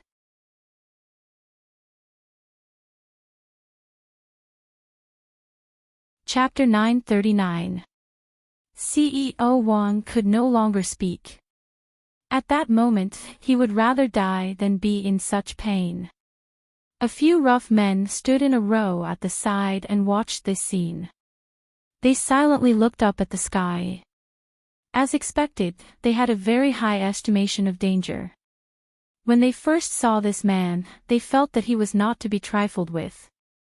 Hence, they were very smart not to make a fool of themselves in front of him. However, although they had expected this man to be very ruthless, they had never thought that he would be so ruthless. Such a beating was more painful than taking someone's life. How did their boss sleep with him? This beauty looked handsome, but he was prickly to the touch. A few very curious rough men whispered this question in Hellion Vivian's ear. Hellion Vivian raised her eyebrows and said, "Can't you see such an obvious answer? What he covets is my beauty." The rough men. This was really not too obvious. After all, the other party was the one who was truly beautiful. Wait a minute, this doesn't seem right. Hellion Vivian frowned. Why am I the one who slept with him? It sounds like I forced him. The rough men exclaimed, "It's been so long. Why did you only realize the other layer of meaning behind this? It's just a matter of time." Do you understand? Helene Vivian seriously educated her subordinates. I never force people. I chased him down. The rough men chuckled. As long as you're happy. A woman chasing a man. As a domineering CEO and an arms tycoon, should I wait to be chased? Helene Vivian reached out and patted the rough men on their shoulders. Do you know why you don't have a girlfriend now? You don't even have the skill to chase people. Don't say that you're a member of the Ghost in the future. The rough men felt like they had been shot in the knee. How could they break through? Indeed, they should activate this skill. But the key was their boss. You're a woman. Why would you activate the skill of a domineering CEO and an arms tycoon? In those novels you read, which domineering CEO is a woman? Tell me. If you tell me, I promise I won't beat that author to death. Helene Wei looked at the few rough men who were as sad as withered cucumbers and felt that her counterattack was awesome. After she finished speaking, she walked in front of Bailey Jiaju with an expression that said, "This man is under my protection." Qingchen had already stretched out her hand to support her forehead. She did not want to look at Vivian, who was still confused about her position. Bailey Shangxia felt more and more that his mother's valiance came from the inside out. Yes, very valiant. Beligaju, on the other hand, was very satisfied with his captive phoenix's knowledge in certain aspects. Looking at Helene Vivian leaning over, he only felt that it was cute. It was like a little fox that had recognized its master. How could it not be cute? Then, he leisurely glanced at the few burly men. The look in his eyes was very obvious. He was warning them not to say anything that they shouldn't say. Once again, the rough men felt that if their boss fell into the hands of such a man, there would be nothing left of her. However, Secretary Liu, who had watched from the beginning to the end, was so scared that his fingers trembled a lot. On the ground, CEO Wang stretched out his hand, blood bubbling out of his mouth. Secretary Liu. At this time, Secretary Liu did not dare to get close to him. He raised his head and looked at Inspector Jiang. Major, I am not familiar with this person at all. I really did not know that he would be so brazen. Shao, you said you didn't know. Before Secretary Liu could finish his words, Helene Wei's voice slowly interrupted him. Then why didn't the auxiliary police officers stationed outside rush in when they heard the commotion? Instead, they used something to block the door. It doesn't seem like you don't know about this. It seems like you and Director Wang want to surround and silence me, Director Wang, since I know about this. After saying that, Helene Vivian opened her left hand. Elle skillfully placed one of the guns in her palm. Helene Vivian walked towards Secretary Liu and pressed the muzzle of the gun against his arm. Why don't we play a game? Which hand do you like? Secretary Liu heard that and collapsed. Cold sweat kept flowing down his body. Other than fear, there was only fear. Helene Vivian immediately narrowed her eyes. It seems that this conference room has existed for a long time. I am definitely not the first victim. Now, let me ask you, did you kill the missing female university student?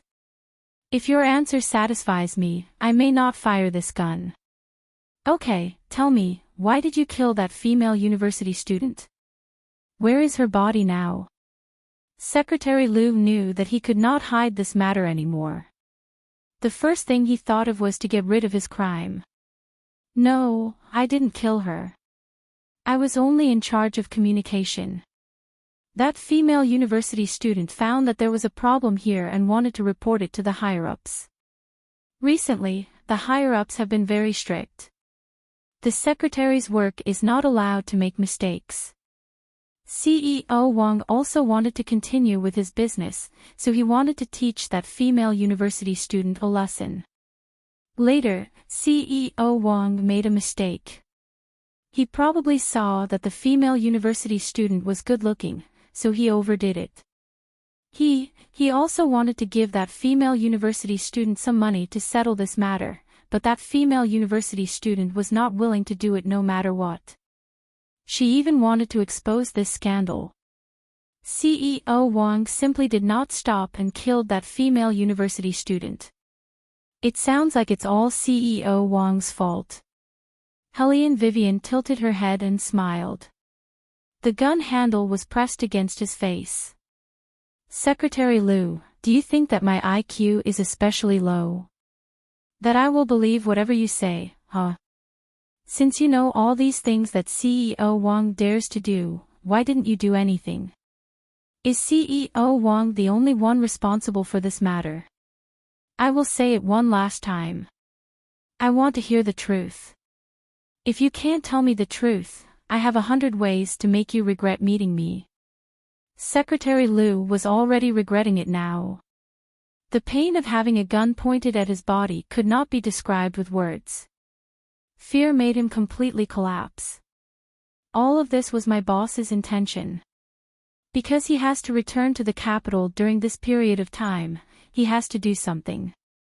If there is even a little bit of negative news, it will lead to a strict investigation.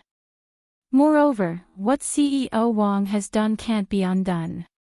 We can only think of a way to make that female university student completely shut up and pretend that she is missing.